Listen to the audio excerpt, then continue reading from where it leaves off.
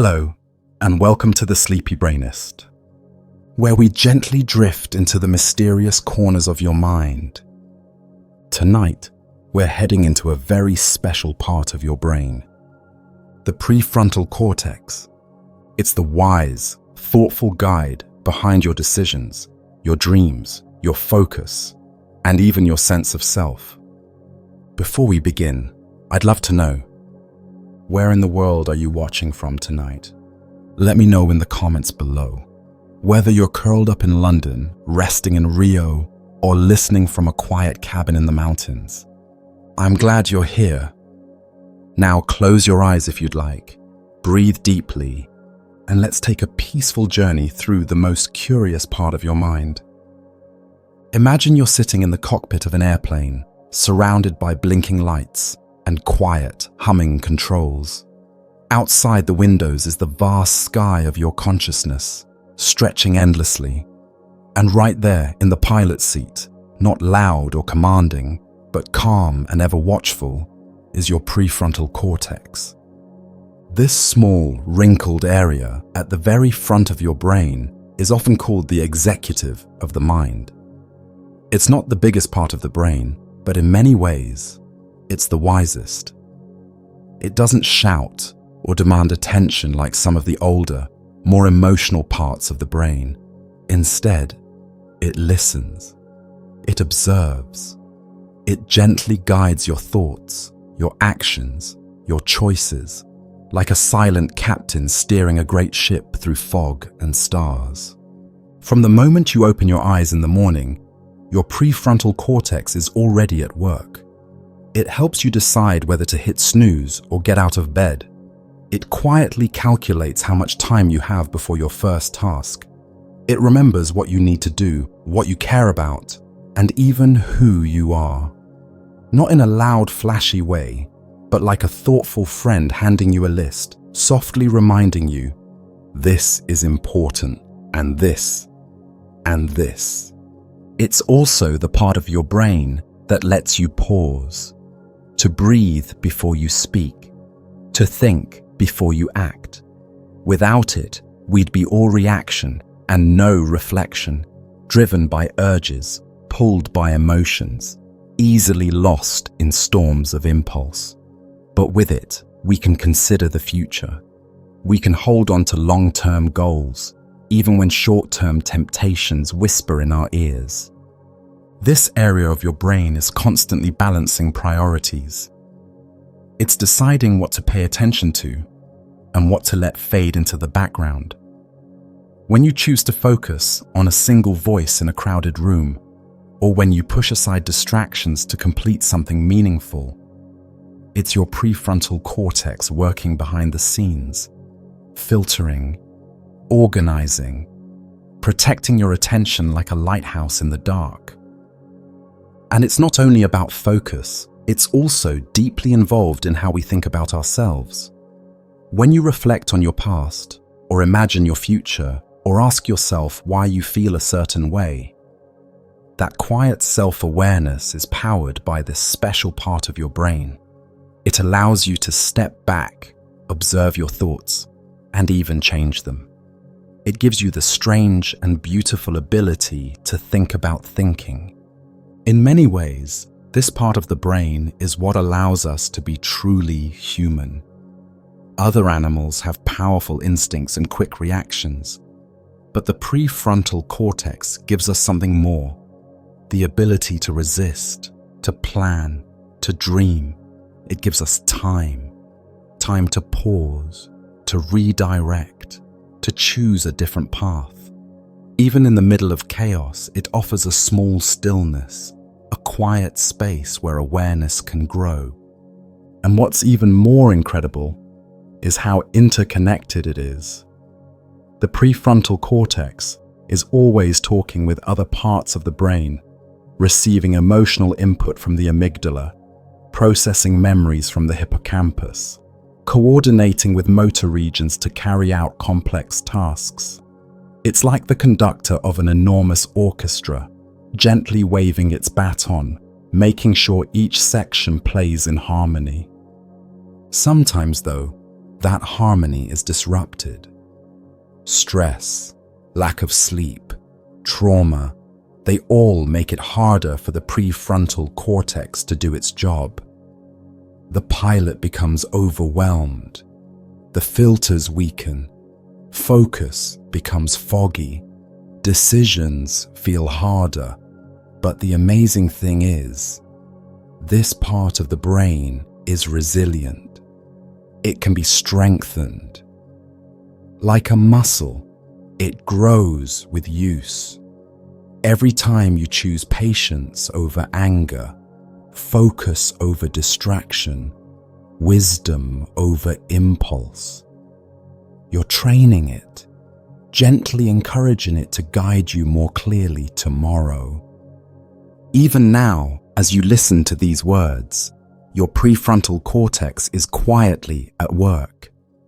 It's helping you follow the ideas, connect them to what you already know, and let your imagination wander in new directions. It's deciding what to hold on to and what to let drift away.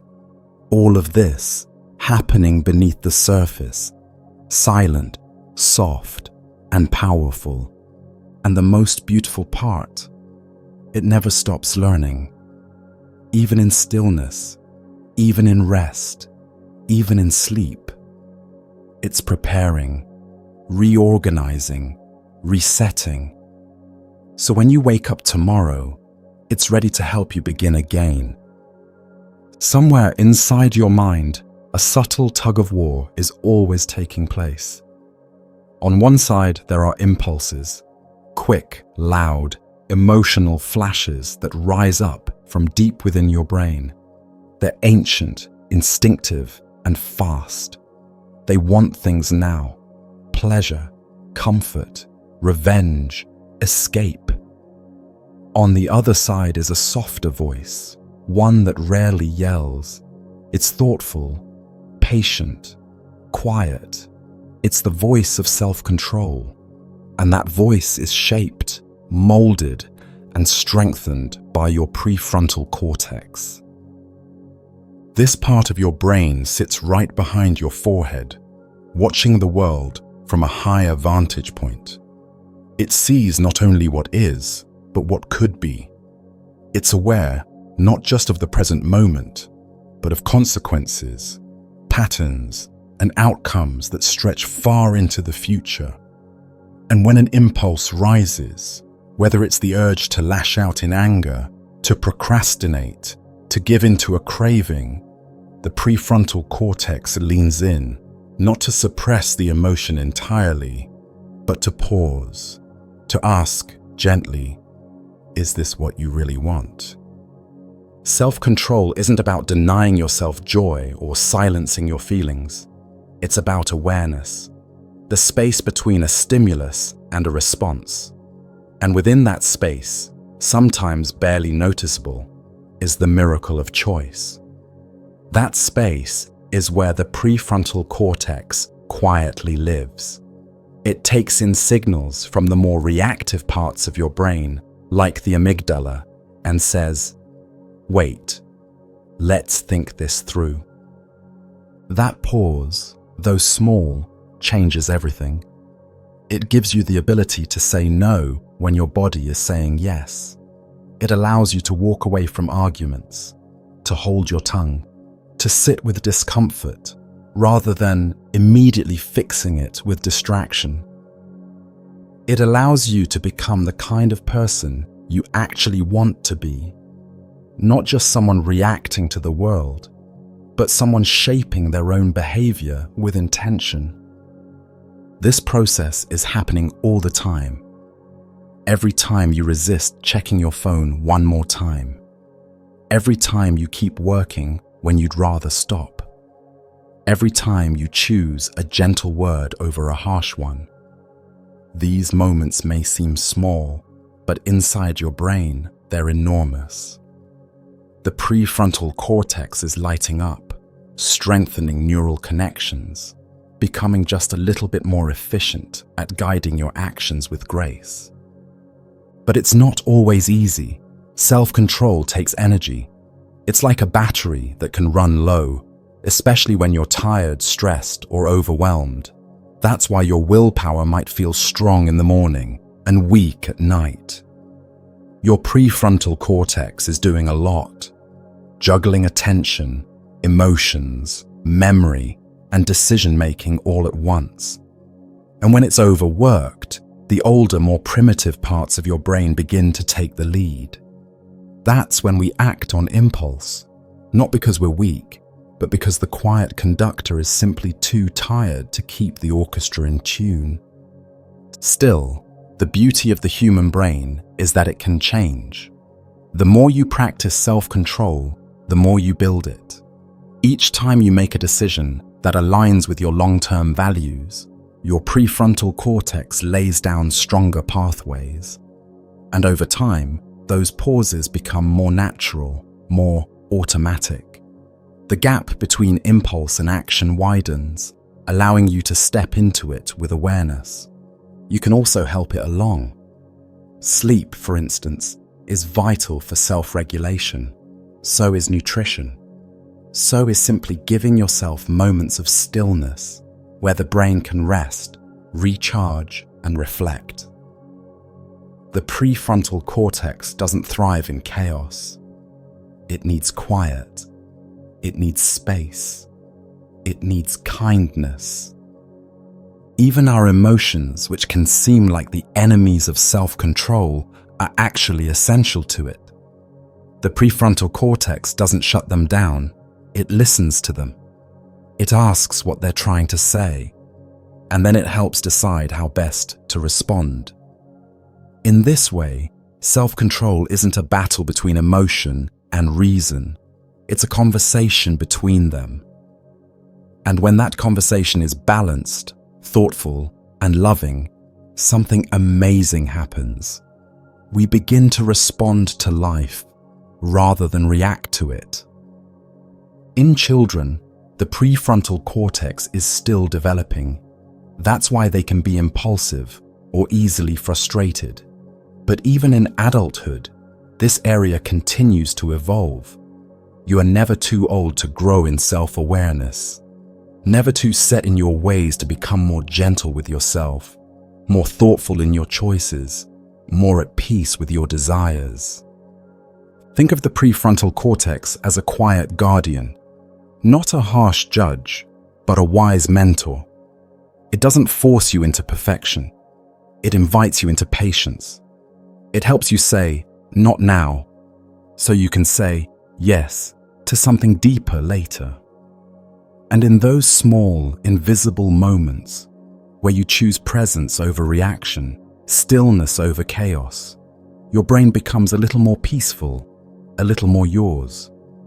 There's something quietly magical about the way your brain can leave the present moment and step into a world that hasn't happened yet. Before you've even taken your first sip of morning coffee, your mind may already be scanning ahead, anticipating your day, considering what could go right, what might go wrong, and how to prepare. This gentle mental time travel isn't random. It's carefully orchestrated by your prefrontal cortex, which is constantly weaving a silent thread between the now and the not yet. Planning is one of the most complex and awe-inspiring things your brain can do. It requires holding multiple ideas at once, weighing possibilities, remembering past outcomes, and predicting future ones. It means imagining different paths, testing them in your mind, and choosing the one that seems best, even before you've taken a single step forward. And all of this unfolds in quiet, behind your eyes, through the soft electrical whispers of the prefrontal cortex. Every time you think about your future, whether it's planning your week, dreaming about your goals, or simply deciding what to cook for dinner, your prefrontal cortex is building a mental model of time.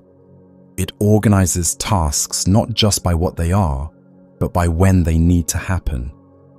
It creates invisible timelines and gently places your intentions along them, like notes on a musical staff, waiting to be played in sequence.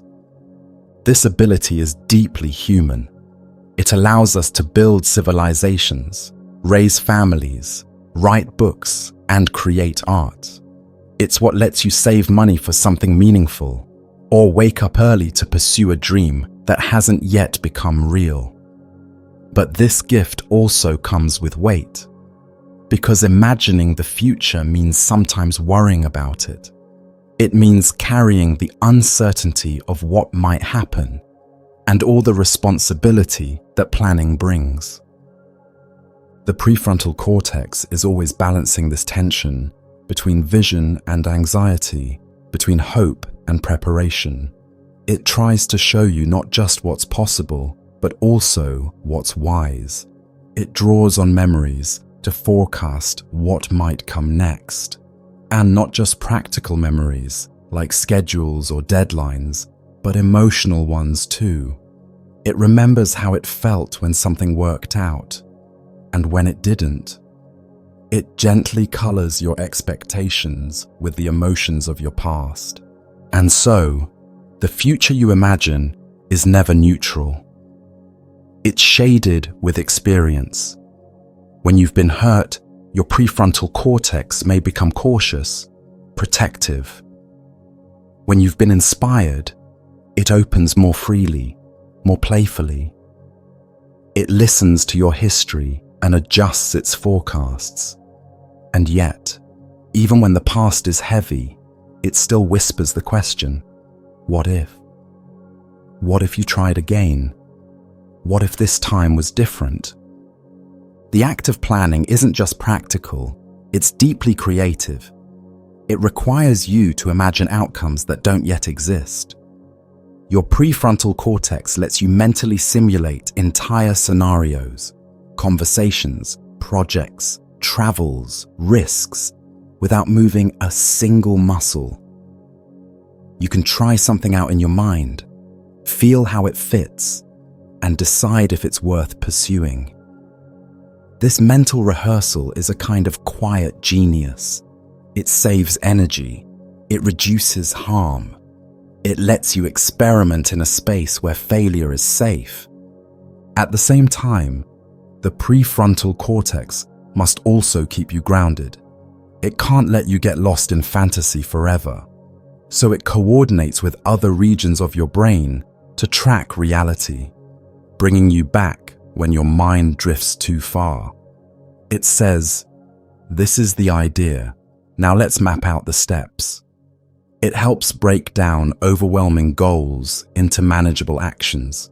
It's what allows you to say, first, I'll do this, then that, and then I'll be ready.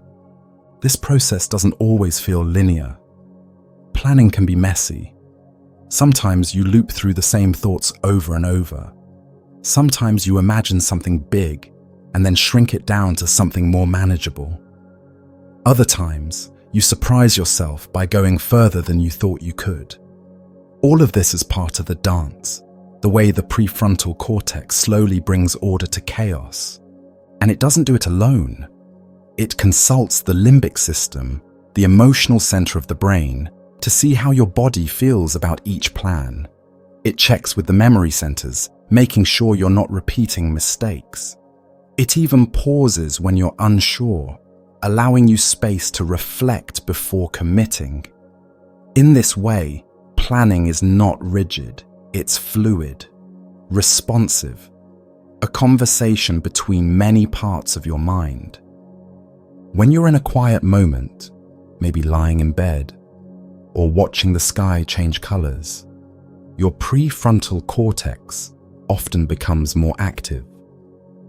That's when the mind starts drifting forward, not with urgency, but with curiosity. You start to imagine what you want your life to feel like. You begin to build tiny blueprints in your thoughts. These are the seeds of transformation, planted softly in your consciousness. Some people mistake planning for control, but the prefrontal cortex knows better. It doesn't try to force the future into a perfect shape. Instead, it offers structure without rigidity. It says, Here is your intention, and here is the path that might get you there. But be ready to adapt. It teaches you flexibility, not through chaos, but through awareness. It allows you to be prepared, but not obsessed, focused, but not afraid. Even as you listen now, your prefrontal cortex might be stirring, gently picturing what tomorrow might look like. Not in a rushed way, not in a pressured way, but as a quiet curiosity. What would it feel like to move through life with purpose? What small step could I take to bring that vision closer? And in that question, something inside you starts to align. A whisper of direction, soft as breath, begins to emerge. Imagine your attention as a beam of light, cutting through the darkness of a vast room. Most of the room remains hidden, shadows, shapes, vague impressions, but wherever the light falls, the world becomes clear. That light is your focus, and the gentle hand guiding it, moment by moment, is your prefrontal cortex. Every second, your senses are flooded with more information than you could possibly handle. The hum of a nearby machine, a flicker of movement in the corner of your eye, the memory of something you forgot, the weight of your body, the rhythm of your breath, the future whispering, the past echoing. But you don't feel overwhelmed, because your brain, quietly and skillfully, filters most of it out. It chooses what matters right now, and it lets everything else drift quietly to the background. This act of filtering is one of the prefrontal cortex's greatest gifts. It allows you to focus, not just on what's in front of you, but on what's important to you. You can tune out the distractions of the moment to pursue something more meaningful, more deliberate, like listening closely to someone's voice in a crowded room or reading a single sentence over and over until it sinks in. The prefrontal cortex sharpens your awareness, narrowing the beam of light to a precise point. But this kind of focus is delicate. It requires energy and care. The brain must constantly decide what's worth paying attention to, and that's not always obvious. Sometimes what grabs your attention isn't what's best for you. Notifications, headlines, sudden noises, emotional triggers. These things are designed to hijack your attention, to override your prefrontal filter and drag your mind into a reactive state. And when that happens, it becomes harder to think clearly. The light scatters. The room feels overwhelming again. Still, with time and awareness, you can gently reclaim your focus. You can train the prefrontal cortex to become more discerning, more intentional. It begins with noticing when your mind wanders, when it leaps from thought to thought, when it loses itself in the noise. Noticing isn't judgment, it's curiosity. And each time you guide your attention back to your breath, back to the task, back to the present, you strengthen the pathways in your brain that make sustained attention possible. This is why practices like meditation, journaling, and even deep conversation are so powerful. They invite the prefrontal cortex to slow down, to concentrate, to rest in one place. They give your mind the chance to settle, like stirred water clearing to reveal the smooth stones at the bottom. In these moments, the world feels less scattered. Your thoughts become easier to follow. The light becomes steadier. But attention isn't just about concentration, it's also about flexibility. The prefrontal cortex must know when to hold your focus and when to release it. Sometimes you need to shift your gaze, to reframe, to adapt. This ability is called cognitive flexibility, And it, too, is a function of the prefrontal cortex. It's what allows you to change your perspective when a problem isn't working. It helps you move from frustration to curiosity, from rigidity to openness. Focus, then, isn't a tight grip. It's a gentle balance between stability and movement. And there's something else. Your attention is deeply shaped by your values. The prefrontal cortex doesn't just decide what to focus on. It considers why. It weighs your goals, your identity, your longings. That's why you can become completely absorbed in something that matters to you, even if it's difficult. That's why time disappears when you're aligned with your purpose. It's not willpower, it's meaningful focus. The kind of attention that comes from the inside out, not the outside in. But as you know, this state isn't constant. Some days, the light feels dim. The mind wanders, distracted, scattered by thoughts that come and go like wind across water. This is natural. The prefrontal cortex is sensitive to many things: sleep, mood, stress, environment. It needs nourishment, rest, space to recharge. It cannot sustain focus through force. It responds better to kindness, to rhythm, to quiet intention. So the more you create space for stillness in your life, the more easily your attention returns. Not like a leash tugged sharply, but like a bird gently landing after a long flight. You don't have to force yourself to concentrate. You only need to invite your mind back to the present, again and again, with patience. This is the practice, letting the world blur for a while so that one thing can come into focus. Not everything, just one thing. The next breath, the next word, the next step. And in doing so, you become more than just someone reacting to the world. You become someone who can choose where the light falls. There's a voice inside your mind that speaks without making a sound. It doesn't come from your throat or your tongue, but from somewhere deeper, somewhere quieter. This voice narrates your days. It replays conversations, rehearses futures, questions your choices, and weaves thoughts together like a gentle thread. Sometimes it's helpful, sometimes it's harsh, but always it's there, this constant hum beneath your awareness.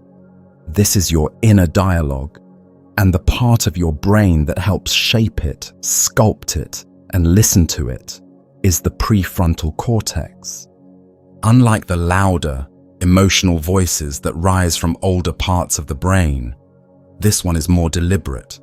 It's formed in the folds of higher reasoning. It uses language. It speaks in full thoughts, not just feelings. And what's most remarkable is that it doesn't just talk to you. It talks about you. This is the voice that says, "I can do this." Or, sometimes, "I always mess things up." It's the mind watching itself, describing itself, evaluating and reflecting in real time. The prefrontal cortex is central in making this possible. It gives you the unique human gift of metacognition, the ability to think about your own thinking. This is where self-reflection begins. You are not just experiencing life as a series of raw sensations. You are interpreting it, assigning meaning, shaping your reality with each passing thought. And that inner narrator, it often runs in the background, so subtle you don't even realize it's there. But it's always influencing you.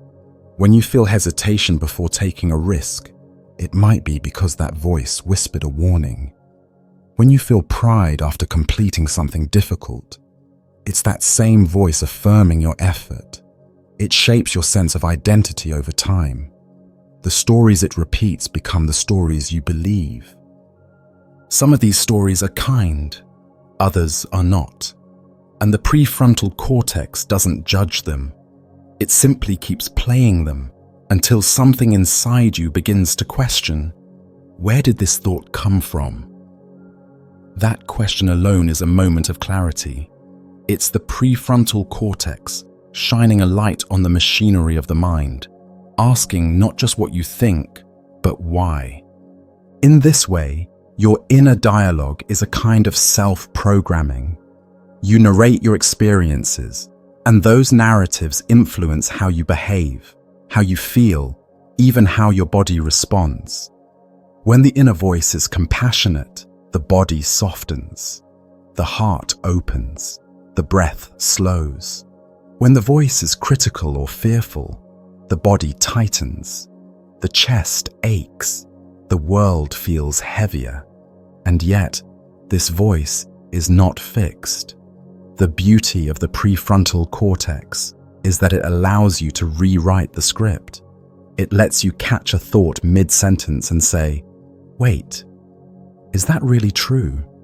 You can shift from, I'll never be good enough, to, I'm learning, and that's enough for now. Not with force, but with gentle repetition, like turning a wheel one small inch at a time. That process begins with awareness, noticing the tone of your inner dialogue, listening to the words you speak to yourself. Would you say those words to someone you love? Would you let someone else speak to you that way? The prefrontal cortex can't always stop negative thoughts from appearing, but it can choose what to do with them, whether to believe them, question them, or let them pass like clouds across a quiet sky. This inner voice also helps you imagine who you might become. It paints pictures of your potential. It guides your moral compass, reminding you of your values. It offers advice, often echoing the voices of those who influenced you most. Parents, teachers, mentors, even books or songs. And over time, their voices blend with your own, until what remains is a unique, personal rhythm, the voice of your inner self. In times of loneliness, this voice is your companion. In moments of confusion, it becomes your guide. It helps you practice what to say or reflect on what you said. It plays both roles, the student and the teacher, the question and the answer. It lets you rehearse bravery before you step into the unknown. It helps you grieve, to understand, to forgive. And perhaps most profoundly, it creates a sense of continuity. From one day to the next, your inner dialogue helps you recognize yourself. Even as your body changes, even as your memories shift and fade, there's something consistent about the way you think, speak, reflect. That consistency is what creates the feeling of me, a thread of consciousness moving quietly through time. But just like focus, this voice is sensitive. It reflects your environment, your emotional state, your physical needs. When you're tired, the voice might become doubtful.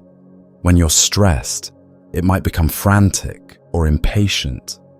And when you're calm, when your breath is slow, your surroundings quiet, your heart open, it often becomes more wise, more spacious. It starts to sound less like a critic and more like a friend. You don't need to silence your thoughts to find peace. You only need to listen to them gently, as if they were ripples across water. And if a thought feels too sharp, too dark, too loud, you can ask where it came from. You can thank it for trying to protect you, and you can choose a softer voice instead. The prefrontal cortex gives you that power, not by controlling your every thought, but by giving you the space to notice them. That space is where transformation begins, where harsh patterns can soften, where confusion can turn to clarity, where you realize, quietly and suddenly, that you are not your thoughts. You are the awareness behind them, watching, listening, gently guiding the way forward. In the quiet spaces of your mind, there's something more than thought, something deeper than logic, something that doesn't ask, "What do I want?" but rather, "What is right?" This internal compass, the sense that guides you toward fairness, kindness, and truth, doesn't arise from instinct alone. It's built in the higher regions of the brain, shaped over time by experience, culture, memory, and feeling. And at the heart of it, guiding this delicate process, is the prefrontal cortex. Your moral sense, the part of you that reflects on right and wrong, isn't just a set of rules handed down from outside. It's alive. It breathes. It shifts with your understanding, and it is deeply woven into your ability to imagine outcomes, to take the perspective of others, and to weigh long-term consequences over short-term gain. These are all complex functions carried out by the prefrontal cortex, especially the ventromedial and dorsolateral regions. These areas quietly process ethical dilemmas and social judgments, not with fanfare, but with a kind of solemn precision. Consider a moment when you were faced with a decision that had no easy answer. Maybe you had to choose between telling a painful truth or protecting someone with silence. Maybe you were tempted to take something that didn't belong to you, even though no one would find out. The tension you felt, that invisible weight in your chest, was your prefrontal cortex working in real time, measuring not just your needs, but the impact of your actions on others. It's not only calculating, it's empathizing. It's trying to find balance between self and other. Empathy itself, that beautiful act of placing yourself in another person's shoes, also depends on this region of the brain. It allows you to imagine what someone else might feel, even if their experience is entirely different from your own. It creates a bridge of understanding, built from neurons and silence, across the distance between two minds. And that bridge allows moral reasoning to grow. Because once you can feel what others feel, it becomes harder to harm, harder to ignore, harder to turn away. But morality isn't always clean or easy. Sometimes your inner compass points in two directions at once.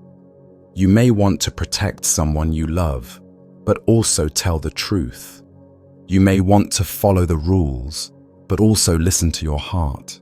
And in these moments of complexity, the prefrontal cortex becomes like a quiet courtroom, listening to every argument, considering every angle, holding space for discomfort without rushing to judgment. This capacity for moral nuance is what allows you to grow. As you encounter new situations, meet different people, read stories, witness suffering, and reflect on your own behavior, your understanding of right and wrong becomes more flexible, more compassionate. The prefrontal cortex doesn't just apply old rules, it reshapes them in light of new information. It makes ethics something living, something evolving. And sometimes it challenges you. It asks hard questions. It brings up memories that don't fit neatly into your image of who you are. It makes you feel guilt, not to punish you, but to help you see what you've done. Guilt, in this light, becomes a teacher, a whisper from the prefrontal cortex saying, "You can do better. You are better." This doesn't mean shame. It means growth, the mind gently urging itself toward a more conscious life. What's remarkable is how early this process begins. Even young children with developing prefrontal cortices show signs of moral awareness. They sense fairness, they feel distress when someone is hurt, and as they grow, their brains refine these feelings into concepts: justice, loyalty, honesty. The cortex lays down pathways shaped by parents, stories, friendships, and challenges. And though these early patterns run deep, they are not set in stone. The brain remains plastic. Moral understanding can always deepen. Still, morality doesn't exist in isolation. It's affected by fear, by social pressure, by exhaustion. When you're overwhelmed, your ability to make ethical decisions diminishes. The older, more reactive parts of the brain can drown out the quiet voice of reflection. That's why, in moments of high stress, people sometimes act out of character. The prefrontal cortex is still there, but it's struggling to break through the noise. This is why self-regulation is so important to moral clarity. Sleep, calm, reflection, even solitude. These are not luxuries. They are conditions under which the ethical mind can think clearly. When your body is safe and your nervous system is quiet, the prefrontal cortex has space to listen. And in that listening, your conscience can rise gently to the surface, not as a rule book, but as a soft lantern lighting the path ahead. Even the stories you tell yourself about morality are shaped by this part of your brain. You reflect on your actions. You ask yourself who you are becoming. You revisit moments of failure, not to dwell in regret, but to understand. This is what makes moral growth so human. It's not about perfection. It's about awareness. The prefrontal cortex doesn't demand you always get it right. It invites you to notice when you don't, and to try again with greater care. And all of this happens so quietly. No alarms, no flashing lights, just a slow, steady unfolding of thought and emotion, of memory and vision. A brain that holds not just knowledge, but wisdom. Wisdom about what it means to be in a world with others, to feel their joy, to witness their pain, to hold your power carefully, to act not only for yourself, but for something larger, something unseen but deeply felt. And it's there, in that unseen space between feeling and action, where the prefrontal cortex continues its quiet work. Sorting, guiding, remembering. A soft judge, a gentle mirror, a compass pointing not to the easiest path, but to the one that feels quietly, undeniably right. Deep inside your brain, a quiet negotiation is always taking place. On one side is emotion, raw, immediate, powerful.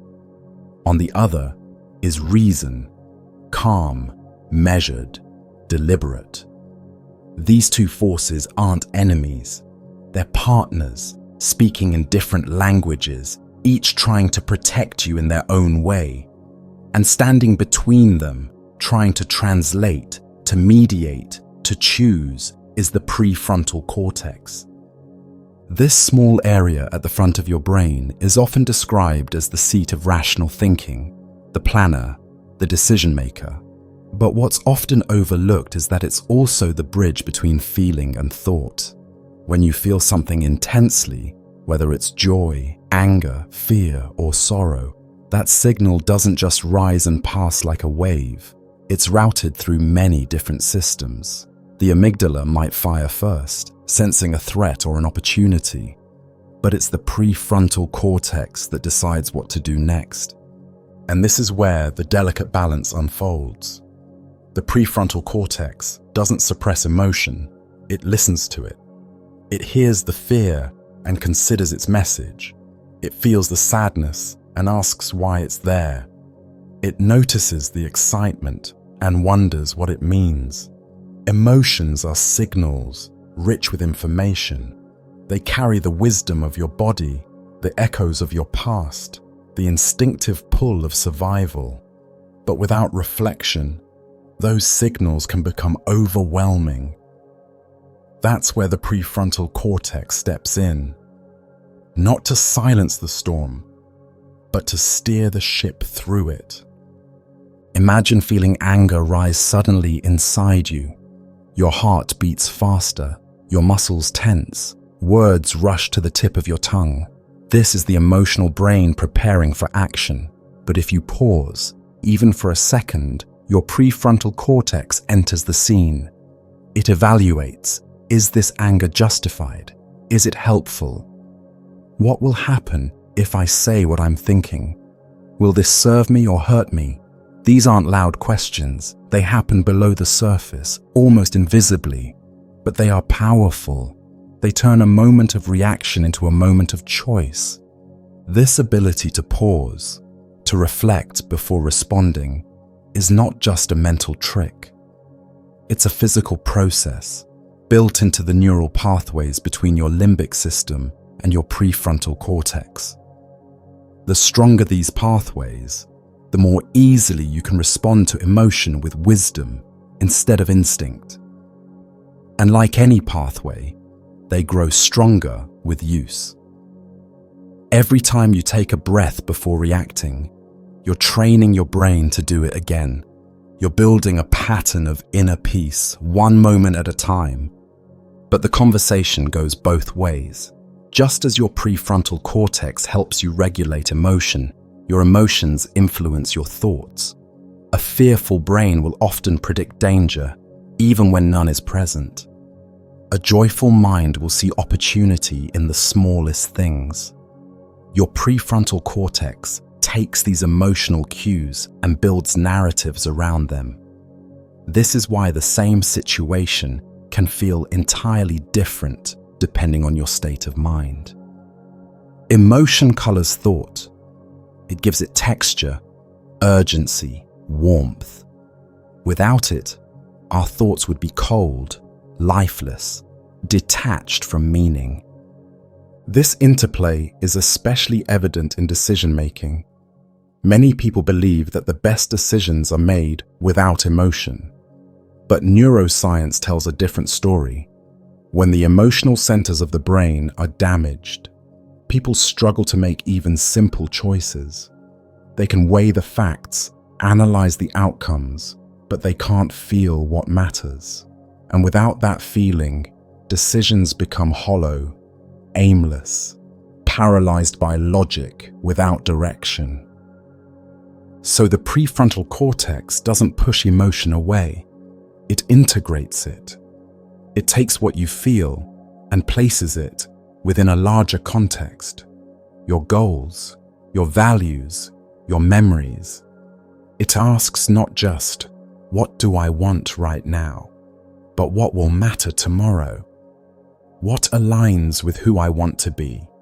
In this way, reason and emotion join hands. The prefrontal cortex becomes a space of harmony, where fire is tempered by thought and logic is warmed by feeling. But like any relationship, this harmony requires care. When you're exhausted, overwhelmed, or under stress, the prefrontal cortex struggles to stay in control. The emotional brain grows louder, reactions come quicker, the space between feeling and action becomes smaller, and you may find yourself saying or doing things you later regret, not because you're weak, but because the bridge between your thoughts and feelings has become strained. Rest, mindfulness, and self-compassion are the tools that help repair that bridge. When you sleep, your brain resets the connections between the limbic system and the prefrontal cortex. When you meditate, you practice observing your emotions without being ruled by them. When you treat yourself kindly, you reduce the inner stress that makes rational thought so much harder. These aren't luxuries. They are maintenance for your mind's most important conversation. Even in the quietest moments, this conversation continues. You might be walking through a forest, noticing how peaceful you feel. That peace isn't just a feeling, it's your brain interpreting the world, signaling safety, telling your prefrontal cortex, it's okay to relax now. Or perhaps you're facing a decision and you feel a subtle resistance in your body. That, too, is information.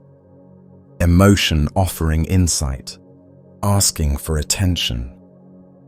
The more you practice listening to this balance, the more fluent you become in your own internal language. You begin to trust your feelings, not as absolute truths, but as guides. And you trust your reason, not as a cold authority, but as a wise translator of those feelings.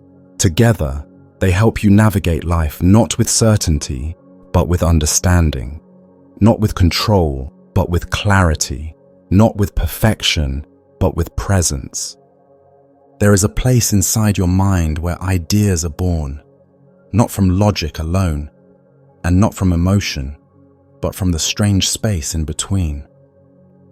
A flicker, a connection, a whisper of something that wasn't there a moment ago. This is creativity, not as a bolt of lightning from nowhere, but as a slow dance of memory, imagination, and insight. And the prefrontal cortex is one of the key dancers in this quiet, invisible choreography. When you sit down to create, whether it's a painting, a poem, a plan, or a simple solution to a small problem, it is the prefrontal cortex that helps hold the stage. It keeps your mind from wandering too far. It guides your focus while also allowing you to drift. Because creativity isn't a straight line. It's a series of loops, tangents, and soft collisions between things that didn't seem related until, suddenly, they are. Unlike raw inspiration, which can come and go like weather, the creative process requires structure. And structure is what the prefrontal cortex excels at providing. It helps organize your thoughts into usable patterns. It decides what's relevant, what's interesting, and what needs to be put aside for later. It allows you to hold multiple pieces of information in your mind at once, like balancing spinning plates, and see how they might fit together in unexpected ways. But creativity also depends on freedom. It needs room to wander, to daydream, to make strange connections. And interestingly, the prefrontal cortex can loosen its control just enough to allow that. In moments of relaxed attention, like during a walk, a shower, or a moment of silence, it steps back slightly, letting the default mode network take over. That network, a collection of brain regions that becomes active during rest and introspection, works in tandem with the prefrontal cortex to spark ideas from the subconscious. In this shared space, creativity begins to unfold, not by force, but by invitation. And it's not only about novelty. Creativity also involves evaluation. Once an idea surfaces, the prefrontal cortex must ask, is this useful? Is it beautiful? Is it true? It tests the idea gently against reality, refining it, shaping it, sometimes discarding it altogether. This blend of generation and judgment is what makes creativity sustainable. Without it, ideas remain untamed. With it, they become something you can share, something you can build upon. Think of a writer staring at a blank page. The limbic system might feel fear. What if the words don't come? The sensory cortex might notice the sound of traffic outside. The memory centers might bring up fragments of past stories, but it's the prefrontal cortex that draws from all these signals and starts forming a sentence. Then another. It chooses the right word, filters the wrong one, holds the thread of the narrative in working memory while deciding where to go next. It is not just writing, it is thinking into being. And this kind of thinking can be deeply immersive. Psychologists call it flow, a state where action and awareness merge, where time dissolves, and where you become fully present in the task. In this state, parts of the prefrontal cortex actually quiet down slightly, allowing intuition and skill to guide the way. But make no mistake, this quieting is not absence. It's precision. The prefrontal cortex is still active, still engaged, but working with such efficiency that it feels effortless. Creativity also involves risk. To create something new means stepping into uncertainty, embracing the possibility of failure or rejection. The prefrontal cortex, in its role as evaluator and planner, must weigh that risk. It must calm the fear centers of the brain and say, let's try anyway. It helps you push past self-doubt, not by silencing it entirely, but by putting it in perspective, by reminding you that growth comes from doing, from experimenting, from allowing the imperfect. And while creativity often feels like a solitary act, it is also deeply social. The prefrontal cortex helps you imagine how others will respond to your work. It lets you take their perspective, anticipate their questions, feel their curiosity. It helps you shape your ideas in ways that connect, not just to your own inner world, but to the world around you. This is why some of your best ideas may come not in silence, but in conversation. When someone challenges you, when they ask a question you hadn't thought of, your prefrontal cortex lights up, adjusting, integrating, stretching your thinking to meet a new frame. Collaboration becomes a spark, igniting possibilities that wouldn't have appeared in isolation. And even beyond art or invention, creativity lives in the everyday. When you find a new route to work, when you cook without a recipe, when you tell a story in a way that makes someone laugh or think.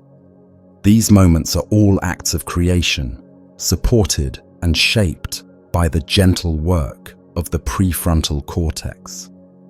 It helps you bend the ordinary into something slightly more extraordinary, without applause, without expectation, just for the joy of it.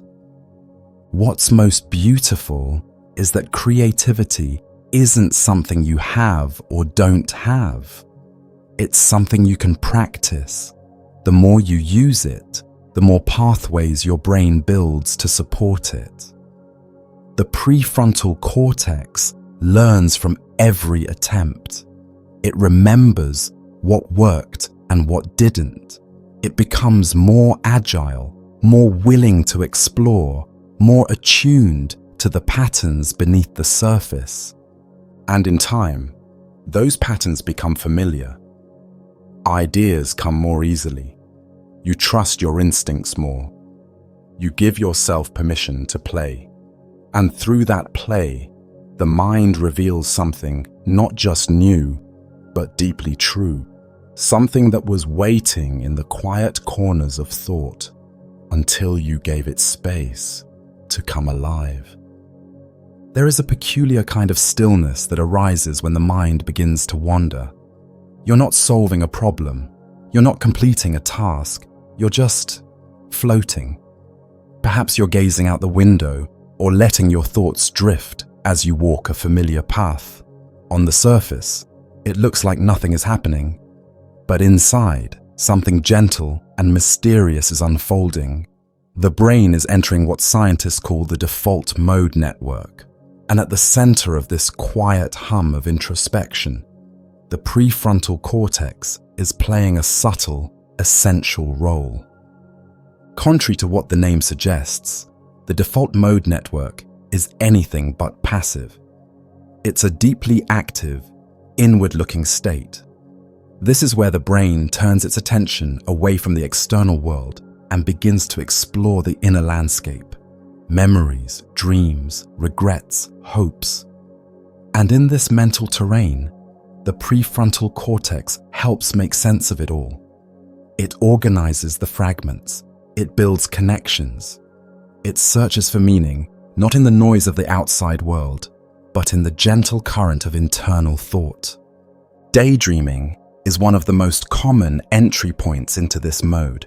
Your eyes may glaze over, the world may fade, and your thoughts begin to travel to the past, to the future, to imagined places that don't exist outside your mind. But the journey isn't random. The prefrontal cortex is quietly guiding it, even if it doesn't feel that way.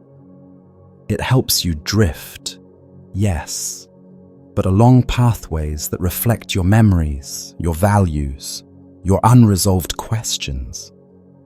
This kind of inner movement is crucial. It allows you to rehearse situations before they happen, to revisit conversations and reinterpret them, to experiment with possibilities in a space where nothing is at risk. It's mental simulation, like a gentle theater within your own mind, where the prefrontal cortex acts as both director and editor. It shapes your sense of self, your understanding of others, your ability to empathize, and your capacity for hope. When you imagine the future, the prefrontal cortex helps you build it, step by step, picture by picture. Even if you don't know it's doing this, it is. And when you reflect on the past, especially on moments that still stir emotion, your brain isn't just replaying them, it's reinterpreting them. It's asking, what did this mean? What could I have done differently?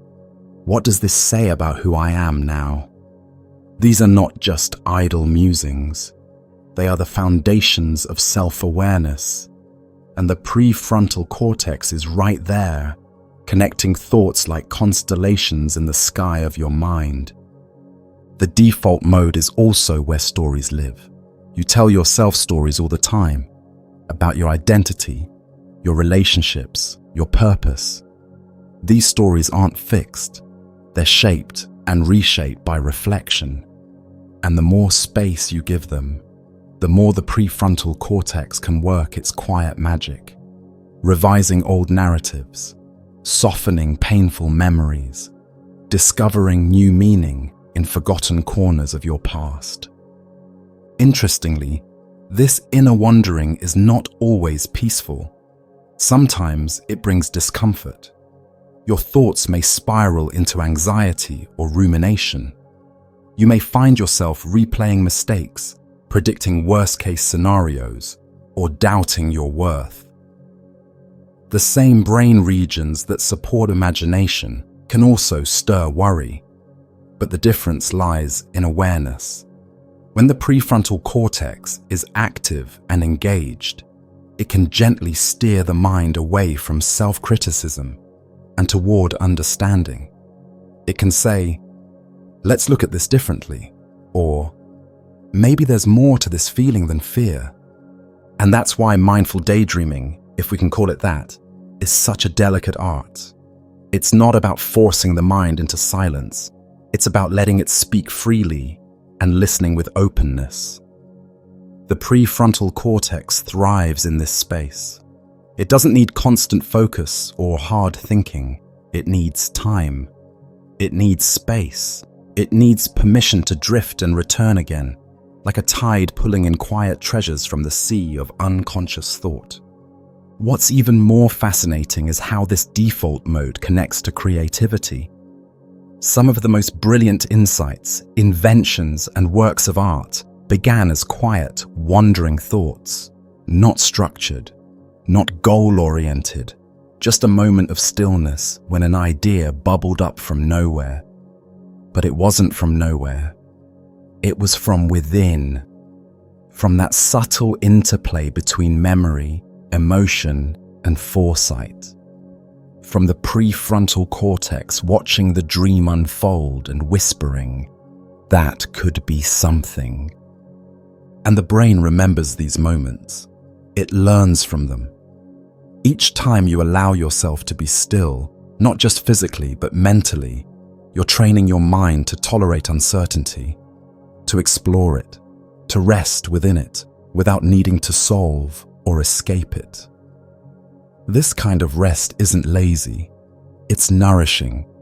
It's a soft recalibration of your inner world, allowing thoughts to realign in ways they couldn't during action. It's in these moments that you might discover a solution to something you weren't even consciously working on, or realize how you truly feel about something that's been bothering you, or recall a memory you hadn't visited in years. The default mode network, supported by the prefrontal cortex, opens the door to this gentle excavation of the self. And as it does, it also fosters a kind of slow emotional processing, not the kind that rushes to conclusions, but the kind that simply sits with a feeling, noticing, letting it unfold, watching it shift. This slow unfolding is a form of healing. It allows buried emotions to breathe, tangled thoughts to loosen, and difficult questions to soften, just enough to be held. So much of modern life pulls the brain outward, toward productivity, reaction, speed. But the default mode is an invitation inward, a chance to pause, to wonder, to reconnect with the quiet voice beneath the noise. And the prefrontal cortex is always there in that space, not controlling, not judging, just gently guiding the currents of thought, letting them swirl into shapes that help you remember who you are when the world is quiet. Worry has a strange way of arriving quietly and then growing louder, like a whisper that turns into a storm. You may be going about your day when suddenly your thoughts begin to pull at you. What if this doesn't work out? What if I said the wrong thing? What if something goes wrong tomorrow? The mind becomes a theater of scenarios, most of which haven't happened and may never happen. But to your brain, especially in that moment, they feel real. The tension builds, the chest tightens, the world becomes smaller, and at the center of this experience is your prefrontal cortex, trying its best to help you prepare, to protect you, to keep you safe in a world full of uncertainty. Unlike the primitive fear responses of the amygdala, which react to immediate danger, like a loud noise or a sudden threat, the prefrontal cortex engages with imagined possibilities. It takes fragments of past experiences, current concerns, and future unknowns, and begins to simulate. It builds mental models of what might go wrong. It creates what-if scenarios in an attempt to prevent harm before it ever occurs. This is not a flaw in the brain. It's a feature. Worry is the mind's attempt at control, a rehearsal for situations that haven't yet arrived. But the very system that evolved to help us prepare can, under pressure, begin to overfunction. The simulations become more frequent. The imagined futures become darker. The boundary between possibility and probability becomes blurry. The prefrontal cortex begins to flood your conscious awareness with too many choices, too many interpretations, too many warnings. It's like trying to navigate with a compass that keeps spinning, pointing in every direction at once. And the result is not clarity, it's paralysis. What makes this process even more powerful is that the brain struggles to distinguish between a vividly imagined future and a real one. When the prefrontal cortex generates a detailed negative scenario, your body responds as if it's already happening. Stress hormones rise. The heart rate increases. Muscles tighten. The emotional centers of the brain light up. You begin to feel trapped, not by the outside world, but by the story unfolding within your own mind. This is why worry feels so consuming. It's not just thinking, it's feeling. The prefrontal cortex is creating the narrative, but it's also communicating with the limbic system, pulling in emotional reactions, which in turn feed back into the thoughts, reinforcing the loop. The more you worry, the more anxious you feel. The more anxious you feel, the more you worry. It becomes a self-sustaining cycle, an echo chamber of unease. And yet, the prefrontal cortex isn't trying to harm you. It's doing exactly what it was designed to do: scan for patterns, anticipate outcomes, assess risk. It's just that in a modern world filled with uncertainty, stimulation, and pressure, it sometimes works too hard. It tries to plan for everything, solve everything, fix everything before anything even happens. But life rarely fits into perfect plans. And so the worry continues. Not because the future is certain, but because the brain hasn't yet made peace with uncertainty. That peace begins with awareness, noticing when the mind is caught in a spiral, recognizing the subtle shift from problem-solving into fear-based forecasting. The prefrontal cortex, for all its brilliance, sometimes needs help remembering that not every possibility needs to be examined, that not every discomfort is a sign of danger, that not every thought deserves to be followed. One of the most powerful tools for calming this part of the brain is presence. The prefrontal cortex is a time traveler. It loves to move into the future, replay the past, map out 1,000 potential realities.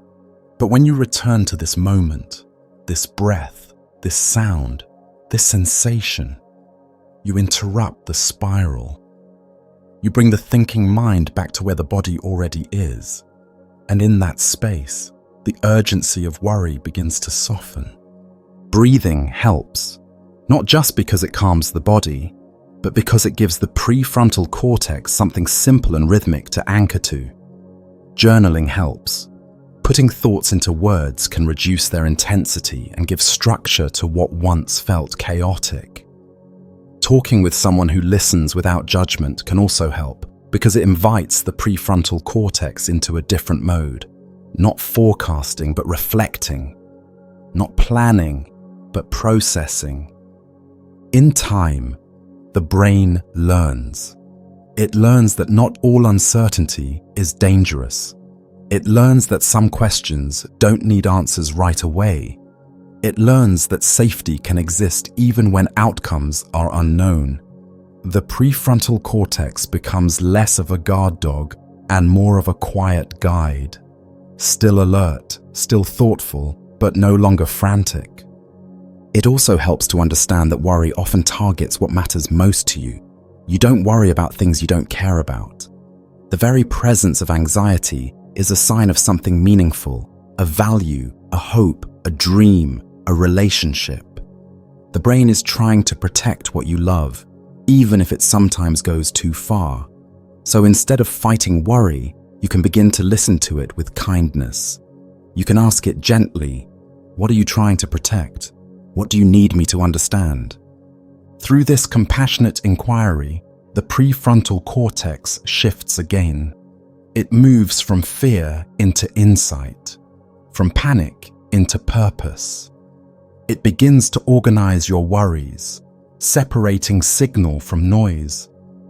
It remembers what's within your control and what's not. It allows you to act where you can and to rest where you can't. Even now, as you listen to this, Your prefrontal cortex may be engaged. Maybe you're thinking about something unresolved in your life. Maybe your mind is trying to solve it, soothe it, fix it. And that's okay. That's what this part of the brain does. But for just a moment, let it pause. Let it breathe. Let it remember that it doesn't have to carry everything alone. There is space here. Space to worry less. Space to trust a little more. Space to return gently to this one quiet moment before the next thought arrives. Every decision you've ever made, whether simple or life-changing, has emerged from a quiet process deep inside your mind. Before you spoke the words, signed your name, stepped forward or stepped away, something was happening beneath the surface. A silent conversation between neurons, a weighing of outcomes, a flickering between possibility and consequence. At the center of this unseen process is your prefrontal cortex, tirelessly working to answer the question that defines so much of your life. What should I do next? Decision-making isn't just about choosing between two things. It's about predicting the future in miniature. It's about running simulations, mentally testing how each choice might unfold, how it might feel, what it might cost, and what it might give. The prefrontal cortex does this constantly, even with the smallest decisions. Should I take this route or that one? Speak up or stay silent? Reach out or retreat? The brain runs these mental experiments in milliseconds, often without your conscious awareness. But when the stakes are higher, the process slows down. The prefrontal cortex gathers more information, holds it in working memory, and begins to sort it. It compares outcomes.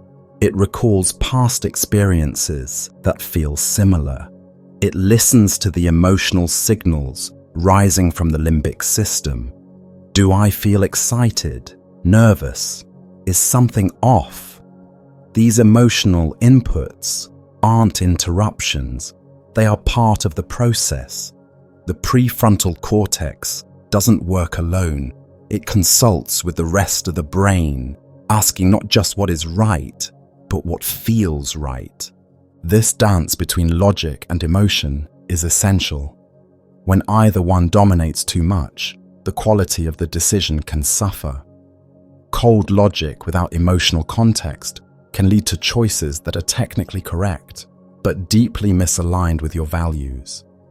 On the other hand, pure emotion without reflection can push you into impulsive decisions that satisfy a feeling in the moment, but create regret later. The prefrontal cortex tries to find the balance, listening to feeling without being ruled by it, applying logic without being frozen by it. Interestingly, the brain processes different types of decisions in different ways. When faced with a familiar, low-stakes decision, the prefrontal cortex can operate quickly. It recognizes patterns. It leans on habit and efficiency. But when a decision is unfamiliar, complex, or emotionally charged, the brain slows down. It needs more time to navigate the unknown. And that slowness isn't a weakness. It's a form of wisdom. It's the brain saying, let's look at this carefully. In those slower moments, the prefrontal cortex begins to create internal models. These are imagined versions of the future, shaped by your memories, beliefs, and desires. You don't just think, if I take this job, I'll make more money. You imagine your future self at that job. You see the commute, feel the pressure, picture the lunch breaks, the office, the sense of pride, or maybe the quiet dread. The brain doesn't just process facts. It simulates experiences, and these simulations influence what you choose. But the prefrontal cortex is also constrained. It can only hold so much information at once. This is why decision-making can feel overwhelming, when there are too many choices. Each new variable adds weight to the cognitive load. At some point, the system becomes overloaded and the mind starts to circle. You may feel stuck, indecisive, trapped in a loop of what-ifs. This mental fog isn't a failure. It's a signal. The brain is asking for clarity, for simplicity, for a narrowing of focus. Sometimes, the most helpful thing you can do is to step back. Give your prefrontal cortex space to breathe. When you rest, when you sleep, when you take a walk without trying to decide, your brain continues working in the background. It organizes the information more efficiently. It moves from conscious processing to subconscious integration. And then, often when you least expect it, the decision becomes clear. A soft click inside. A knowing that doesn't shout but settles. And what about intuition? That quiet inner sense that something just feels right or feels wrong. Even that is not separate from the prefrontal cortex.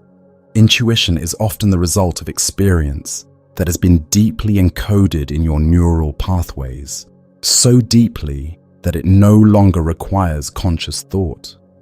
The prefrontal cortex still engages with that feeling, but it doesn't need to trace every step. It trusts the pattern.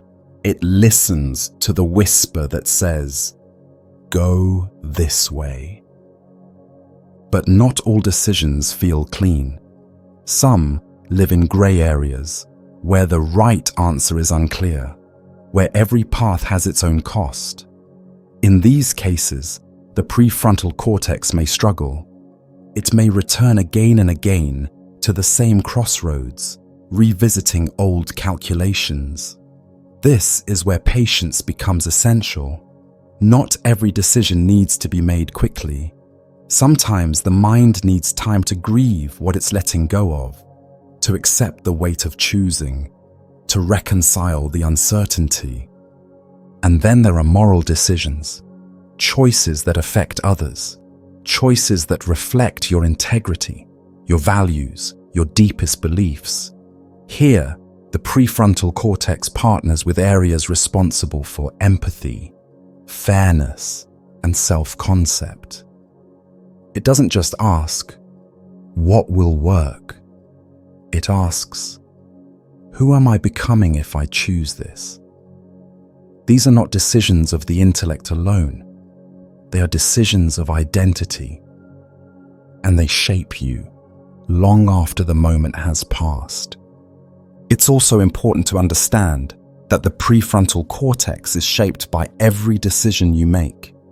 Each choice strengthens certain neural pathways, reinforcing patterns of behavior.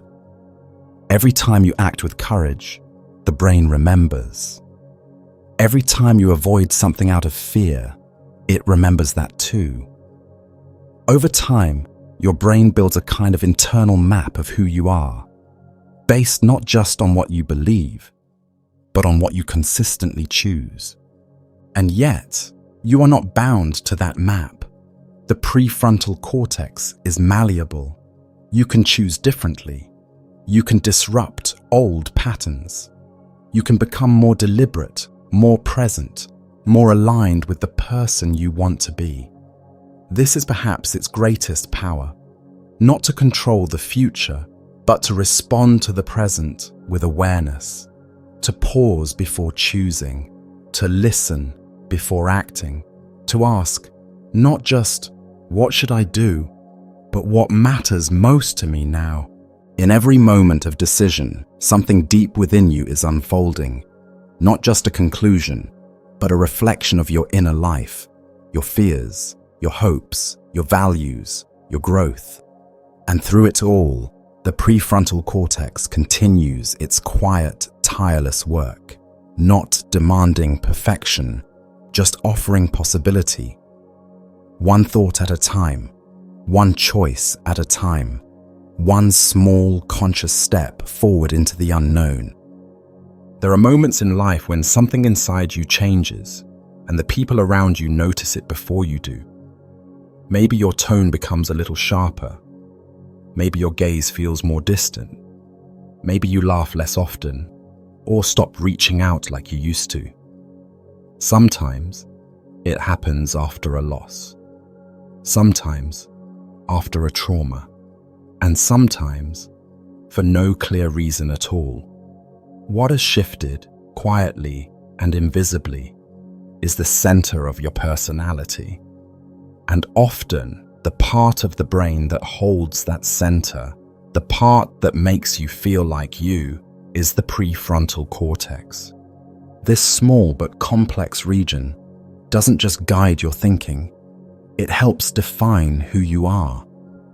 It shapes your patterns of behavior, your social understanding, your impulse control, your decision-making, and your ability to reflect. It is where emotion meets awareness, where memory meets morality, where the self becomes something steady enough to recognize across days, years, even lifetimes. When the prefrontal cortex is healthy and balanced, there's a sense of internal coherence.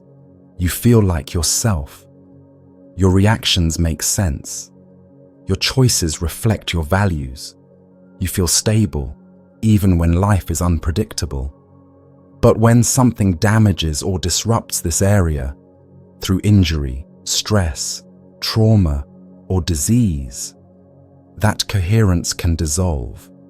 You might still look the same, speak the same, even remember the same things. But something deeper begins to feel unfamiliar.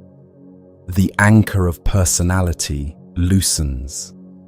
The filter that once helped you choose your words or weigh your actions grows thin. Neurologists and psychologists have long observed how damage to the prefrontal cortex can alter personality in subtle and sometimes dramatic ways. A person may become more impulsive, more emotionally reactive, or more withdrawn. They may struggle with empathy or lose the ability to weigh long-term consequences. It's not because they've become bad people. It's because the brain's quiet regulator, the one that once whispered pause, is no longer as strong as it once was. But the truth is, you don't need a traumatic injury to notice these changes. Everyday stress, accumulated over time, can reduce the functioning of the prefrontal cortex. Lack of sleep, chronic anxiety, emotional overload. They all slowly erode the pathways that help you regulate your thoughts and emotions. You might start snapping at people you love. You might feel numb when you want to care. Or you might find it hard to concentrate, to reflect, to remember who you were before the weight of the world began to press down on you. And yet, all is not lost. The brain is not fixed. Even when disrupted, the prefrontal cortex has an astonishing capacity to heal, to adapt, to rebuild. It remembers who you are, not always consciously, but deep within its circuits. Your sense of self is not gone. It's just quiet, hidden beneath the static of survival. Healing begins with awareness, noticing when you feel off, observing when your reactions feel disproportionate, or when your decisions feel disconnected from your deeper values. It takes courage to say, something feels different, and even more to ask, what can I do to return to myself? This return doesn't happen all at once. It happens in small choices, in moments of rest, in gentle routines that remind your brain what safety feels like. Social connection is a powerful part of this healing. When someone looks at you with kindness, your brain mirrors that. It softens. When someone listens without judgment, the prefrontal cortex begins to engage again. Reflection returns. Empathy rebuilds. Self-regulation strengthens. Even just speaking your thoughts aloud, naming the confusion, the grief, the numbness, activates the parts of the brain that help organize and make sense of inner experience. Mindfulness and meditation are also powerful tools, not because they offer instant peace, but because they strengthen the very circuits that support stability and insight. Each time you observe your breath, each time you watch a thought come and go without reacting, you are building the muscles of your mind. You are practicing the return, not to a perfect version of yourself, but to a more grounded one. There's also something profoundly human about the way the prefrontal cortex supports morality and compassion. People who suffer damage to this area often lose some of their sense of ethical awareness, not because they no longer care, but because they no longer feel the emotional weight of their actions. The connection between what I do and how that affects someone else becomes blurry. But when the brain is healthy, this connection is strong. You feel the impact of your choices. You care about others, not just intellectually, but emotionally. The prefrontal cortex allows your empathy to move from thought into behavior. So when you find yourself disconnected, cold, reactive, or confused about why you can't feel the way you used to, it's not a failure of character. It's a signal, a quiet call from the deeper parts of your mind saying, I need space, I need rest, I need safety to return to myself. And the beautiful thing is that you can. The self is resilient. The prefrontal cortex, though delicate, is not easily lost. It is shaped by your attention, your relationships, your habits, your willingness to slow down and reflect. Even after great disruption, it can reorganize. It can relearn the patterns of peace, of kindness, of self-awareness. In this way, personality is not a rigid identity. It is a living process, a daily unfolding. And at the center of that unfolding is your brain's quiet architect, observing, adjusting, and helping you build a life that reflects who you truly are. Even now, as you listen and reflect, this part of your mind is gently active. It's holding your attention, it's making connections, it's sorting through past memories and present thoughts, asking silently, does this feel like me? Is this who I want to be? And in that question, your identity is not lost. It's being rediscovered, moment by moment, thought by thought, breath by breath. There's a certain kind of stillness that comes when the noise of the outside world begins to fade, and your breath becomes the loudest thing in the room. In those rare, quiet moments, perhaps early in the morning or just before sleep, you might notice a subtle shift. The racing of thoughts slows, the tension in your chest softens, and within that gentle space, a new kind of awareness begins to rise. This isn't a blank emptiness. It's a focused presence. And deep within your brain, the prefrontal cortex is helping to shape it. Meditation and mindfulness aren't just ancient spiritual practices. They're also exercises in brain function, very specific ones in fact. When you bring your attention to the breath, to the body, or to the present moment, you are inviting the prefrontal cortex to take a more active role in your awareness. You are asking it to steady the mind, to hold your attention, to override the constant pull of distraction. And at first, that can feel nearly impossible. The thoughts keep returning. The mind jumps from one thing to the next. But that is the practice. Not in stopping thought, but in noticing it and gently guiding it back. Each time you return your attention to the breath, you are strengthening neural pathways between the prefrontal cortex and the deeper, older parts of the brain. These connections are essential. They allow you to regulate emotion, to reduce reactivity, to observe without immediately reacting. The amygdala may still sense fear or urgency, but the prefrontal cortex learns to say, "Wait, let's sit with this before we act." Over time, the practice of meditation begins to rewire the brain. Functional MRI scans have shown that people who meditate regularly tend to have more developed prefrontal activity and less overactivity in the stress-responsive regions of the brain. In other words, meditation makes the brain quieter and more stable, not by shutting it down, but by teaching it how to pause, how to observe without becoming overwhelmed. What's truly fascinating is how this internal shift begins to affect how you live. When the prefrontal cortex is strengthened through mindfulness, your reactions change. You may find that you're less likely to lash out in anger. You might notice when you're getting caught in rumination and be able to gently step away. You become more of a witness to your own mind and less a victim of its turbulence. This doesn't mean you become emotionless or detached. In fact, the opposite often happens. You begin to feel more, but with greater clarity. Sadness isn't buried. It's allowed. Joy isn't clung to. It's experienced and released.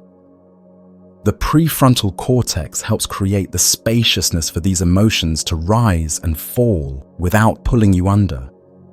It becomes the still surface on which waves can ripple without capsizing the boat. Meditation also helps you understand the nature of thought itself. The prefrontal cortex becomes skilled at recognizing patterns. The same worries repeating themselves, the same inner criticisms playing on loop, the same imagined futures that never quite arrive. As you begin to see these patterns more clearly, you can begin to disidentify with them. The thought, "I'm not good enough," becomes just that, a thought. Not a truth, not a command, just an event passing through the mind. This disidentification is one of the most powerful tools of the contemplative brain. It allows you to hold your thoughts lightly, to see them as weather, not as permanent climate. And the more you do this, the more spacious your inner world becomes. The prefrontal cortex helps you return again and again to what is actually happening right now, rather than being pulled endlessly into memory or imagination. Even simple breathing, done with awareness, changes your brain. Each breath is a gentle anchor, a momentary bridge between body and mind. The prefrontal cortex helps monitor this breath, even as the rest of the brain tries to pull you elsewhere. And when your mind does wander, the cortex doesn't scold. It simply notes the shift and invites you back. This gentle, repeated act of return is how mindfulness grows, not as a sharp discipline, but as a quiet invitation. And then, over time, something deeper begins to emerge, a kind of witnessing presence that isn't separate from you, but also isn't caught up in every passing thought or feeling. This awareness isn't created by the prefrontal cortex, but it is supported by it. The brain becomes less reactive, more spacious, more able to stay with discomfort without needing to escape. It becomes a vessel for something ancient and tender: presence, peace, and compassion. There is also something sacred in this process. Whether you call it mindfulness, prayer, contemplation, or simply silence, it all points to the same interior space. A place where the mind softens, where clarity rises, and where the heart begins to open. The prefrontal cortex, though biological in nature, participates in this experience. It enables self-awareness, moral reflection, attention to the present moment. It builds the bridge between the thinking mind and the quiet observer behind it. So when you sit, even for a moment, and bring your attention to the breath, you are doing more than just calming your body. You are tuning the instrument of your mind. You are strengthening the pathways of reflection, patience, and clarity. And each time you do, you are reminding your brain, I am here. I am not lost in the past. I am not chasing the future. I am simply here. And in that simple presence, something within you settles. Something unspoken begins to shine through the silence. There's a moment, often so brief it passes without notice, when you're about to say something, and then you don't. Or when you consider interrupting someone, but something inside you holds back. A subtle pause, a quiet evaluation, a choice to wait, to listen, to reflect. This moment is small, but it's everything. It's where connection begins. It's where understanding is made possible. And guiding these social instincts, silently and skillfully, is your prefrontal cortex. Human beings are social creatures. Our survival, our happiness, even our sense of identity, these are all shaped through interaction with others. And to navigate that complexity, the brain needs to do more than just think clearly. It must feel clearly. It must sense tone, interpret facial expressions, read between the lines, and imagine what another person might be thinking or feeling. This isn't just empathy. It's a whole internal system that supports what psychologists call theory of mind. Your ability to recognize that someone else has their own inner world, just as rich and layered as yours. The prefrontal cortex, especially regions like the orbitofrontal and ventromedial areas, plays a central role in this. It allows you to take the perspective of another person, to imagine how your words might affect them, to sense when something is wrong, even if nothing has been said. It gives you the ability to modulate your behavior based on context, not just what you want, but what the situation calls for. Think about how often you shift your behavior depending on who you're with. You speak differently to a child than you do to a colleague. You share certain parts of yourself with close friends that you keep hidden from strangers. This isn't deception. It's adaptability. It's the brain recognizing subtle cues, emotional, cultural, situational, and adjusting accordingly. And much of this adaptive social intelligence is managed by your prefrontal cortex. But social understanding isn't only about outward behavior, it's also about internal awareness. When you feel misunderstood, or when you misread someone else's intention, it's the prefrontal cortex that steps in to examine what happened. It replays the conversation. It searches for clues. It asks questions like, did I say something wrong? Did I miss something they were trying to say? This kind of reflection helps deepen relationships. It allows you to repair, to grow, to become more attuned to others over time. And yet, the same capacities that allow for empathy and reflection can also become sources of anxiety. The ability to imagine how others see you can turn into self-consciousness. The ability to anticipate someone's reaction can turn into overthinking. The same circuits that help you connect can also make you feel exposed, vulnerable, uncertain. This is the shadow side of social intelligence, the delicate balance between awareness and insecurity. The prefrontal cortex doesn't eliminate this tension, but it helps you navigate it. It gives you the tools to notice when your thoughts are spiraling, when you're reading too much into a silence or an expression. It helps you step back and ask, is this true? Is this helpful? Am I assuming something I don't actually know? These simple questions asked gently can interrupt the patterns of social anxiety. They can create just enough space for curiosity to replace judgment. This same space is essential for conflict resolution. When emotions run high, when conversations become charged, the older parts of the brain, like the amygdala, can flood the body with urgency.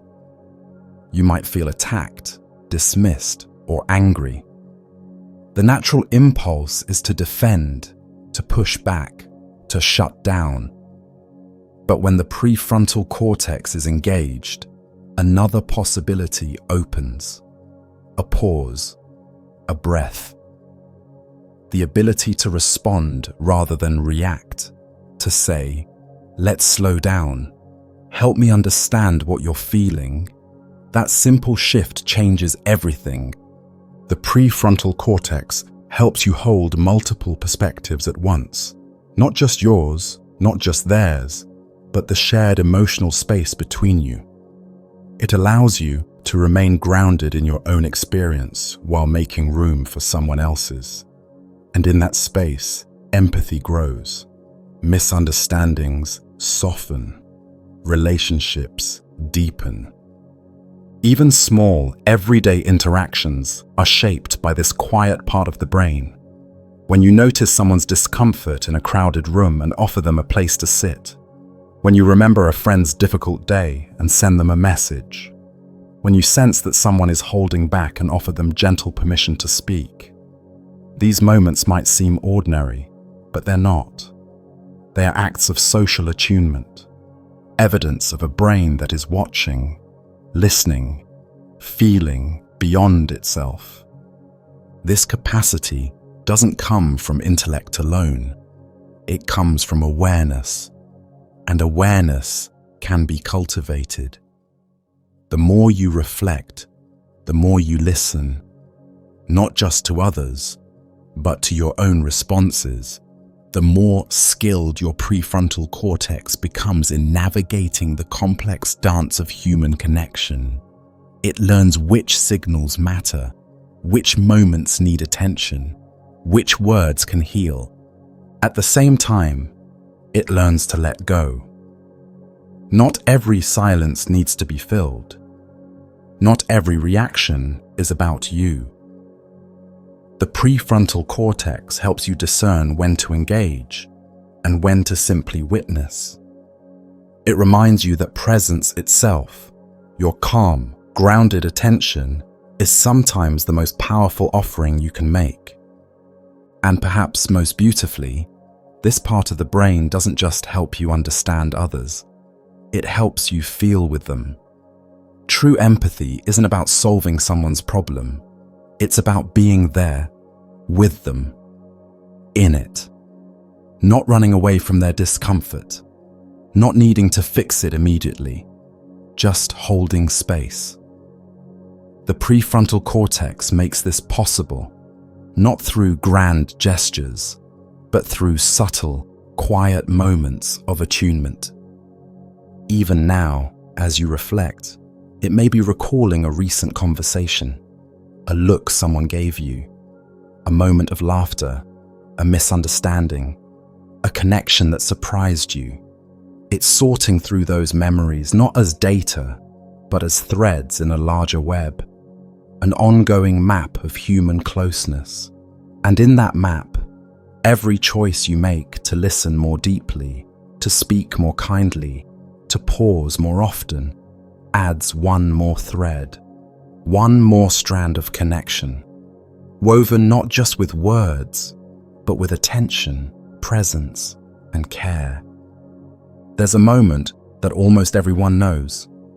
You're trying to concentrate, maybe on something small, like reading a message, or something larger, like finishing an important task. You sit down with intention, thinking, "This won't take long." But a few minutes in, your mind begins to wander. The words blur. The task feels heavier than you expected. You think of something else. Check your phone, return, drift again. And just like that, your focus slips through your fingers like mist. This quiet struggle, so common, so frustrating, is a window into the natural limits of attention. And it's in the prefrontal cortex where this delicate balance is managed. The prefrontal cortex is the conductor of focus. It filters distractions, directs mental energy, and holds your attention on a chosen object. But focus isn't simply about discipline, it's about biology. And like any biological system, it has limits. You are not designed to focus indefinitely. You are designed to pulse in and out of attention, to alternate between concentration and rest. This rhythm is built into your brain, and understanding it can transform the way you relate to your own moments of fatigue and distraction. When you begin a task, the prefrontal cortex activates specific networks, bringing together memory, sensory input, and cognitive control to keep your mind aligned with your goal. It inhibits unrelated thoughts. It resists impulses to check your phone or respond to external noise. It holds a mental boundary around your attention. But this effort consumes energy. Neurons burn through glucose and oxygen. And over time, even without realizing it, that fuel begins to run low. This is what scientists call cognitive fatigue. It's not laziness. It's not weakness. It's a signal from your brain that the system has been working hard and now needs recovery. The prefrontal cortex begins to loosen its grip. The floodgates open slightly. The distractions it was holding back begin to slip through.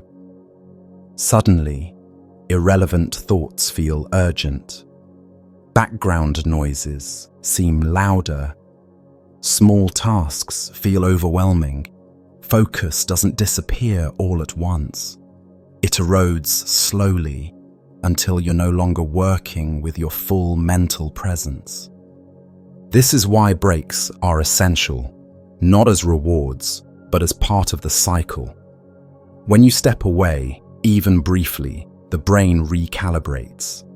The networks responsible for focused attention take a rest, and other systems, like the default mode network, become active. During this time, your brain often continues to work in the background. It processes, integrates, and sometimes solves problems that you were struggling with moments earlier. When you return to the task, the prefrontal cortex re-engages with more clarity and more strength. But what happens when you don't allow yourself to rest? When you push through fatigue over and over? The brain begins to shift into survival mode. The prefrontal cortex struggles to manage competing demands. The emotional brain grows louder. Stress hormones increase. Irritation rises. You begin to make more mistakes. You may find yourself rereading the same sentence multiple times. You may become impatient, forgetful, or disconnected. These are not personal failures. They are neurological symptoms of attention fatigue. In modern life, this cycle is accelerated by overstimulation, notifications, constant noise, endless scrolling, shifting screens. All of it floods the brain with novelty. And while novelty triggers dopamine and can feel rewarding in the short term, it comes at a cost. Each shift in attention requires the prefrontal cortex to reset. It must disengage from one task, refocus on the next, and then reorient again. This process is mentally expensive, And when it's repeated dozens or hundreds of times a day, the brain becomes scattered, not because it's incapable, but because it's overwhelmed. The myth of multitasking only adds to this problem. Though we like to believe we can do several things at once, the truth is the brain doesn't multitask. It task switches, and each switch creates a tiny cost, a loss of momentum, a cognitive drag. The prefrontal cortex is pulled in too many directions, and eventually, it can't prioritize what matters most. You feel busy, but not productive. Active, but unfocused. Time moves quickly, but little gets done. And yet, even within this chaos, the brain holds potential for clarity. The prefrontal cortex can be retrained. Focus, like a muscle, can grow stronger with practice, not through force, but through rhythm, through cycles of deep work followed by real rest, through intentional rituals like quiet mornings, single tasking, limited distractions that signal to the brain it's safe to slow down, it's time to focus. Mindfulness can be a powerful ally in this retraining. When you sit with your breath, noticing each inhale and exhale, you are giving the prefrontal cortex a task that is both simple and challenging. The mind will wander, and each time you bring it back, you strengthen your ability to return, not just to the breath, but to whatever matters. This gentle repetition creates neurological resilience. It teaches the brain that wandering is natural and returning is always possible. Sleep is another crucial ingredient. During deep rest, the brain clears out waste, resets its chemistry, and recharges the very circuits used for attention. A tired brain cannot focus, no matter how much you push it. And yet, in a rested state, even a few minutes of attention can feel deep, rich, and spacious. It's also helpful to redefine what focus means. It is not a tight grip. It is not a clenched jaw. It is not staring at a screen for hours without blinking. True focus is fluid. It's the ability to be fully with what you're doing, and then, when the time comes, to step away and let the mind breathe. It's learning to listen to the signals of fatigue without judgment. It's learning to honor the cycles of your mind, just as you would honor the rhythms of nature. Even now, as you've been following these words, your prefrontal cortex has been at work, holding your attention, filtering distractions, linking ideas. Perhaps it's beginning to feel a bit tired. That's okay. That means you've been present. That means your mind has been listening. And when the time is right, it will be ready to rest, to close the loop, to release the grip, and simply drift until, once again, focus returns. The adolescent brain is like a construction site, messy, noisy, full of scaffolding, half-finished rooms, and powerful machines working day and night behind the scenes. From the outside, it can seem chaotic, sudden emotional outbursts, shifting identities, impulsive choices, dramatic highs and lows. But beneath that surface, something extraordinary is taking place. The brain is reshaping itself, reorganizing, building new connections at an astonishing pace. And at the heart of this transformation is the prefrontal cortex, trying, often clumsily, to grow into its role as the mind's quiet guide. During childhood, many parts of the brain grow rapidly, especially those involved in sensory processing and movement. But the prefrontal cortex, responsible for higher-level thinking and decision-making, develops more slowly. It's not until adolescence that this region begins to mature in earnest. And it doesn't finish until well into a person's 20s, sometimes even their early 30s. This long development arc is part of what makes the teen years so intense, so uncertain, and so full of potential. In a fully mature brain, the prefrontal cortex helps regulate emotions, consider consequences, plan for the future, and control impulses. But in a teenage brain, these functions are still under construction. The wiring is being laid down, pruned, and rewired. It's a period of experimentation, not just socially or emotionally, but neurologically. The connections between the prefrontal cortex and deeper, more reactive areas of the brain, like the amygdala, are still developing, which means emotions often surge before reflection has a chance to catch up. This is why teenagers may feel things so intensely. Joy can feel euphoric. Sadness can feel bottomless. Anger can arrive in an instant. These emotions aren't exaggerated for attention. They're very real experiences, powered by a brain that is highly sensitive to reward and novelty, but not yet skilled in regulation. The emotional brain is often in the driver's seat, while the prefrontal cortex is still learning how to take the wheel. But this doesn't mean teenagers lack intelligence or insight. On the contrary, they often have brilliant minds, capable of deep thought, creativity, and moral questioning. What they lack is consistent access to regulation, the ability to pause before acting, to imagine not just what feels good now, but what will matter later. The prefrontal cortex is trying to form that capacity. It's building the circuits every day, but it's not yet stable. It flickers. Some days it shows up with clarity and strength. Other days it goes quiet under the weight of stress, fatigue, or emotion. One of the most challenging aspects of this stage is identity.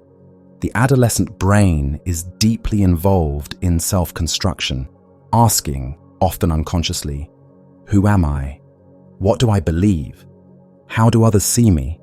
The prefrontal cortex supports this process through reflection, comparison, and abstract thought.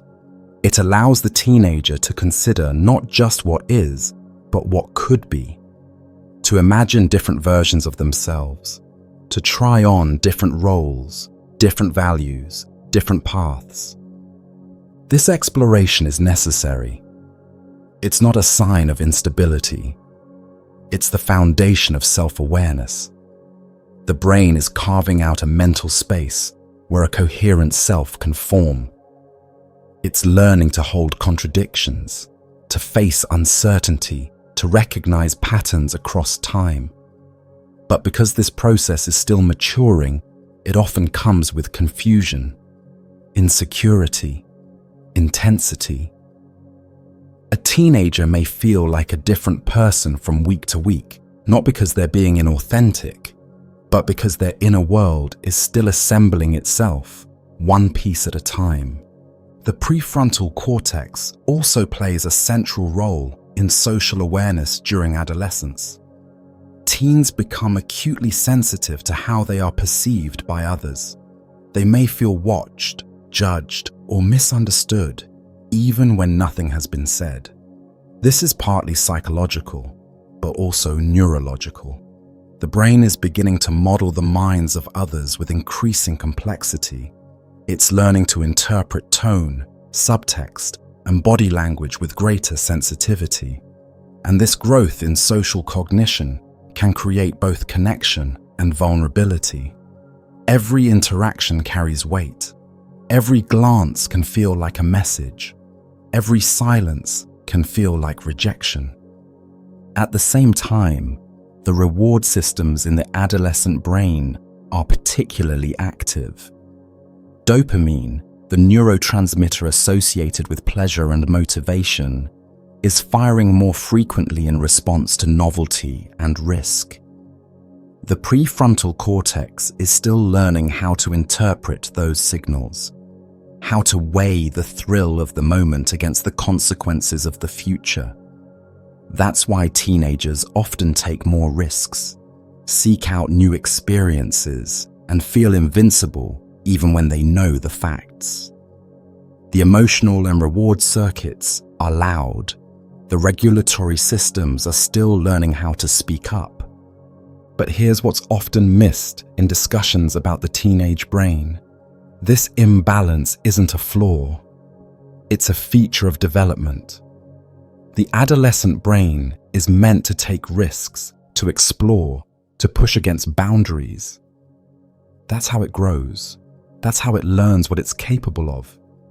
And each time a teenager reflects on their behavior, learns from a mistake, or makes a better choice, the prefrontal cortex becomes stronger.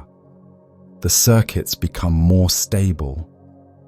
The sense of self becomes more rooted. Support from adults plays a powerful role here. When teenagers feel seen, not just corrected, but understood, their brains have a better chance of integrating emotional experiences into lasting growth. Conversations that invite reflection rather than demand obedience help develop the very functions the prefrontal cortex is working to build. Compassion, patience, and consistency are not just kind. They're neurologically supportive. They give the adolescent brain the safety it needs to grow in complexity. Sleep, too, is essential. During sleep, the brain consolidates learning, prunes unnecessary connections, and strengthens the networks being built throughout the day. For teens, who are undergoing enormous neurological change, sleep is like a nightly renovation process. But when sleep is neglected, the prefrontal cortex suffers. Emotional regulation weakens. Impulse control fades. Attention falters. Rest is not optional for a brain under construction. It's vital. Even now, if you think back to your own teenage years, you might remember moments of clarity and confusion sitting side by side. Dreams that felt enormous. Failures that felt unbearable. A mind that was both expanding and unsure. That was your prefrontal cortex beginning to awaken, sorting through complexity, searching for identity, trying to make sense of a world that didn't always make sense in return. And for those currently in this stage, the process continues. The brain is learning, moment by moment, how to carry emotion and thought together, how to take bold steps without falling, how to find clarity in chaos. And in time, the scaffolding will come down. The rooms of the mind will feel more spacious, more familiar. But until then, the work of building continues, quietly, invisibly, beautifully, inside the most remarkable construction site of all, the growing human brain. Change is one of the most powerful forces in the brain, but also one of the most misunderstood. It doesn't usually arrive in the form of lightning or sudden transformation.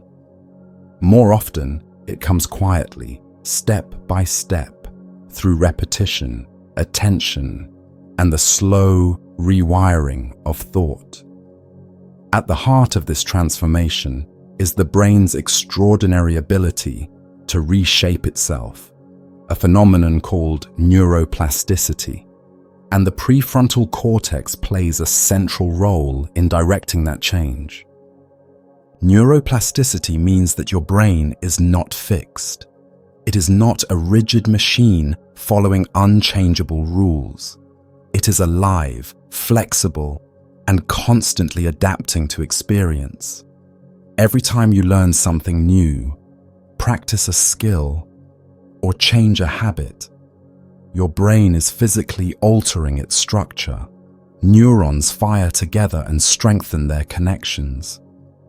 Old pathways can weaken, new ones can grow. And the prefrontal cortex is like the architect of this process, guiding where your attention goes, helping you evaluate what matters, and holding the long-term vision of who you want to become. It begins with intention. The prefrontal cortex has the unique ability to imagine a future version of yourself. Someone who is more patient, more focused, more compassionate, more grounded. It can picture that version of you and then begin to choose behaviors that support its growth.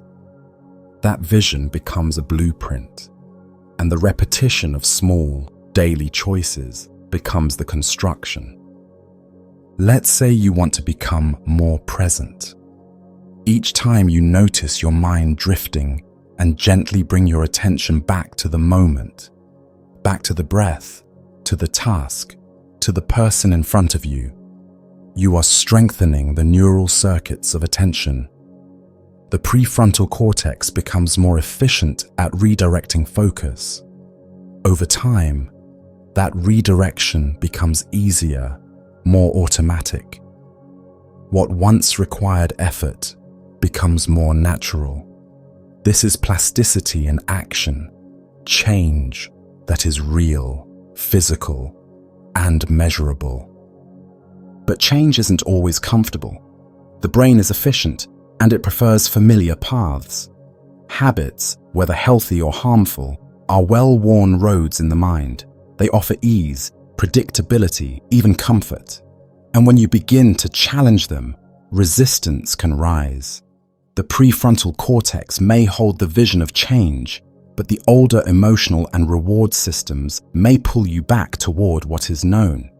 That's why transformation often begins with friction. A sense of internal tension, part of you reaching forward while another part holds on to what was. This inner conflict is not a failure.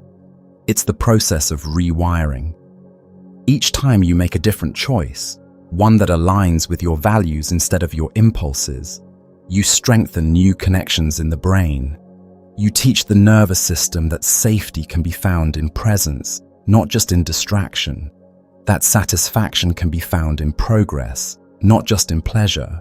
And as these new connections take root, the emotional brain begins to trust them. The change begins to feel less foreign, more embodied. The prefrontal cortex also helps you reflect on your progress.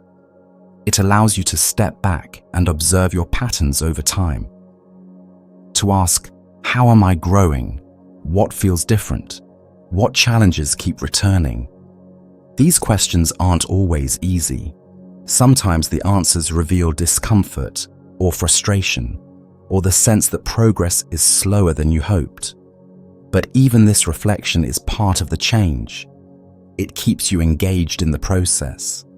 It helps you adjust, refine, continue. One of the most powerful aspects of neuroplasticity is that it doesn't require perfection. The brain learns through patterns, not isolated events. Missing a day, making a mistake, falling into old habits. These don't erase your progress. What matters is the return. Each return is another signal to the brain. This is the direction we're moving. The prefrontal cortex notices that return. It registers your effort. And over time, it becomes better at supporting you through the moments when your motivation wavers. Emotion plays a vital role here. When change is connected to something meaningful, something that stirs the heart, the brain becomes more engaged. The prefrontal cortex works with emotional centers to create a deeper sense of purpose. You're not just changing a behavior, you're becoming someone who lives in alignment with what truly matters to you. This emotional resonance makes new habits more sustainable. It turns effort into devotion. It turns practice into transformation. But just as the brain can rewire toward growth, it can also adapt to stress, anxiety, and fear. If certain thoughts are repeated, like self-criticism, worry, or hopelessness, they too can form strong neural pathways. The brain doesn't distinguish between helpful and harmful. It simply strengthens what is repeated. That's why awareness is so essential. The prefrontal cortex must learn to notice what you're practicing, not just deliberately, but unconsciously. What thoughts are you feeding? What stories are you rehearsing? What behaviors are you normalizing? This noticing isn't about judgment. It's about clarity. Once you see the pattern, you can choose whether to continue it or begin to change it. And once the prefrontal cortex gets involved with that awareness, the process becomes more intentional, more compassionate, more resilient. Environment also matters. The brain is shaped not just by thoughts, but by context. Who you spend time with, what you expose yourself to, the spaces you inhabit, the routines you follow. These all feed the brain's learning process. The prefrontal cortex evaluates these environments constantly, asking whether they support or hinder your growth.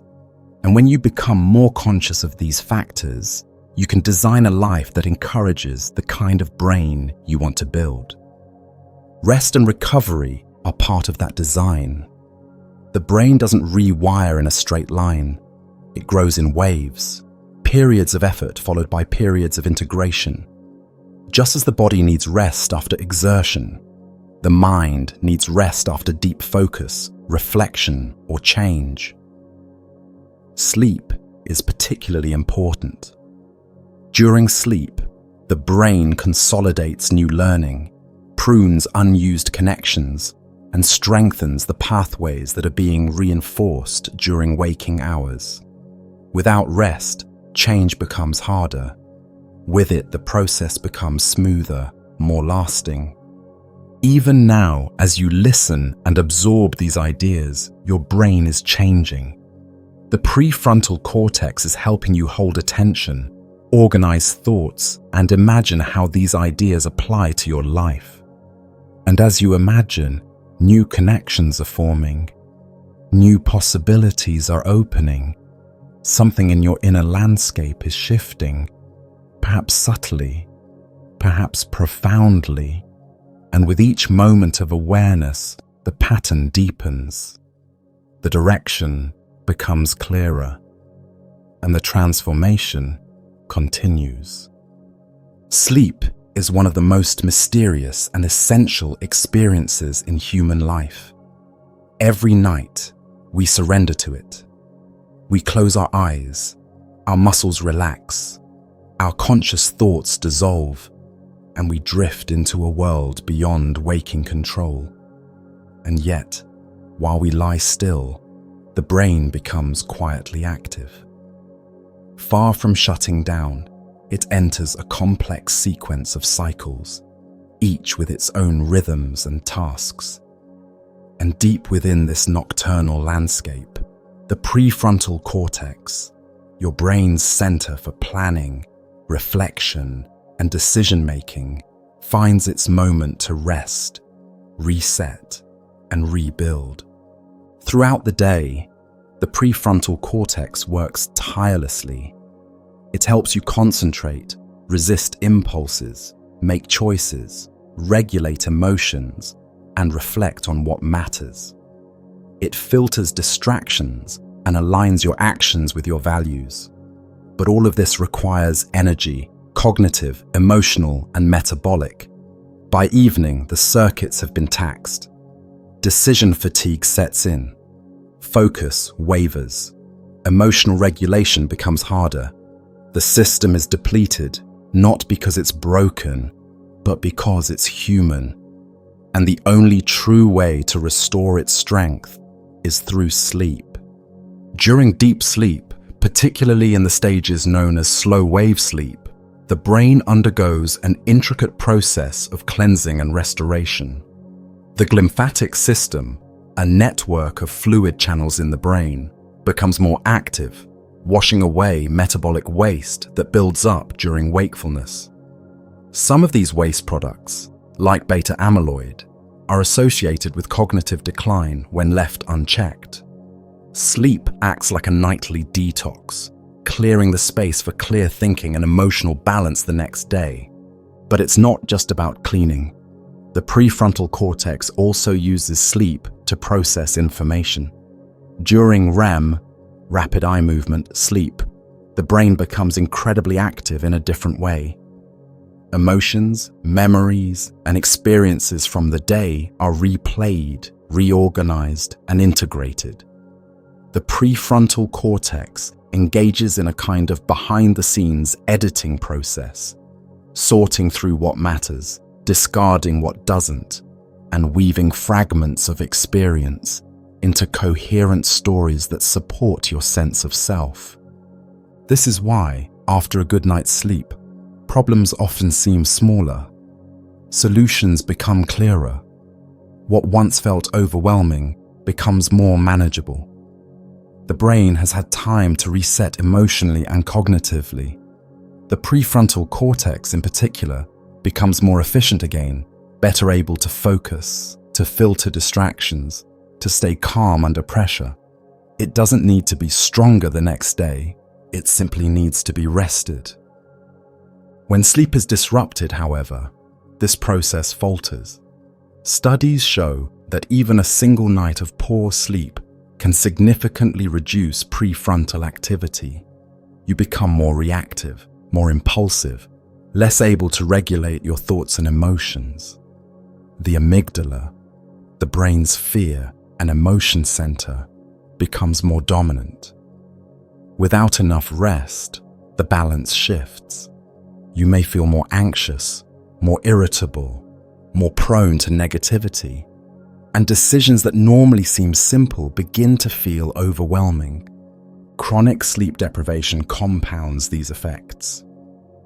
Over time, the connections between the prefrontal cortex and other brain regions can weaken. Creativity suffers, memory fades, emotional resilience diminishes. You might feel off without knowing why. The world feels harder, not because it has changed, but because your inner resources have been drained.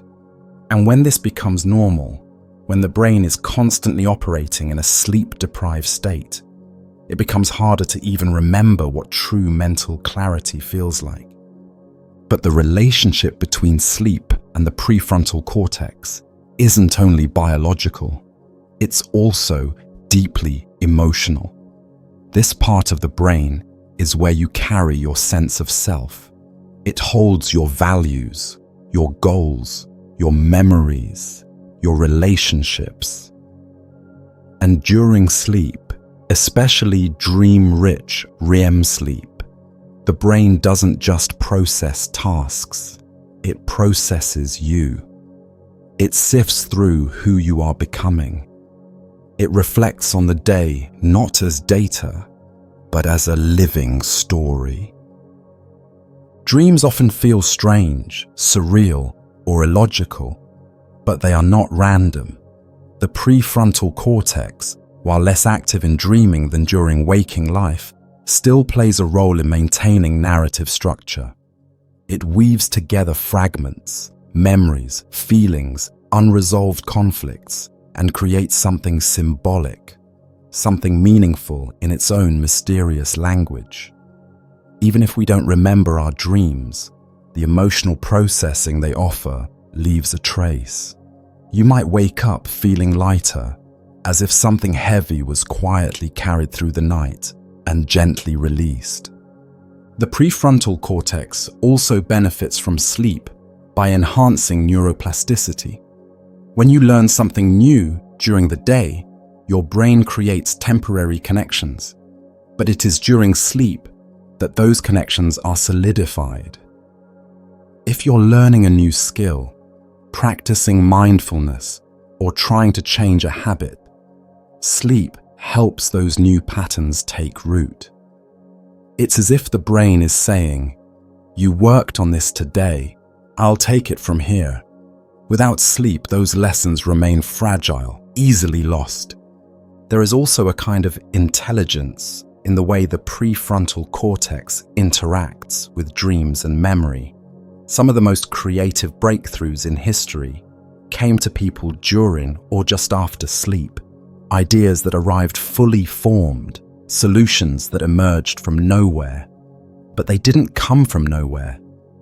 They came from a brain that was resting, integrating and letting go of rigid thought patterns. Sleep allows the prefrontal cortex to step back, and in doing so, it sometimes sees more clearly. For all these reasons, sleep isn't a luxury. It's not something to cut back on for the sake of productivity. It is the foundation of cognition, emotion, and identity. A well-rested prefrontal cortex is better at everything: thinking, feeling, listening, planning, dreaming. It helps you move through the world not just with sharper thoughts, but with deeper presence. Even now, as you read these words, your prefrontal cortex is doing a quiet kind of work. It is absorbing, connecting, wondering, and later, perhaps tonight, when you sleep, it will revisit these ideas. It may sort them, reinforce them, or simply let them dissolve. You don't have to do anything. Your brain knows how to rest, how to heal, how to reset. All you have to do is make space for sleep to happen, and trust that while you sleep, your mind is still gently guiding you home. Aging is often seen as a slow decline, a fading of energy, memory, and mental sharpness. But within the folds of the brain, aging is a complex dance of change, adaptation, and resilience. The prefrontal cortex, the seat of your highest thinking and deepest reflection, undergoes its own unique transformation as years pass. It doesn't simply shrink or weaken. It adapts, rewires, and sometimes surprises us with its capacity for growth, even in later life. From early adulthood onward, the prefrontal cortex begins a gradual process of change. Its volume tends to decrease. Neural connections may slow. Certain cognitive functions, like working memory, processing speed, and multitasking, may become more challenging. This isn't uniform, and it's not inevitable for everyone, but it is common. You might notice it as a slight difficulty in focusing on multiple tasks at once, or a longer time needed to learn something new. These shifts are natural parts of the brain's life cycle. But alongside these changes, there is also remarkable plasticity. The brain does not stop adapting. Even in older age, new connections can form. Neural pathways can strengthen with use.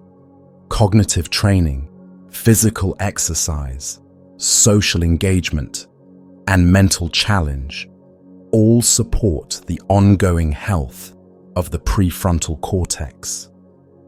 It's not about turning back the clock, but about maintaining flexibility, curiosity, and openness to growth. Emotionally, aging brings its own kind of wisdom. The prefrontal cortex plays a role in how we process emotions, regulate responses, and reflect on life's meaning. Many older adults report greater emotional stability, increased patience, and a deeper sense of perspective. This may be due, in part, to the way the prefrontal cortex learns to integrate experience, softening reactive tendencies and strengthening reflective capacities. Life's storms become less tempestuous, even if the wind still blows. Memory is often one of the first domains people worry about as they age. The prefrontal cortex contributes especially to working memory, the ability to hold and manipulate information for short periods. While this may slow, other types of memory, like wisdom-based knowledge and emotional recall, often remain strong. And the prefrontal cortex continues to work closely with other brain areas, like the hippocampus, to support memory retrieval and integration. Strategies such as mnemonic devices, association, and rehearsal can help compensate for natural declines. Social cognition, too, remains vital. The prefrontal cortex supports empathy, moral reasoning, and social decision-making.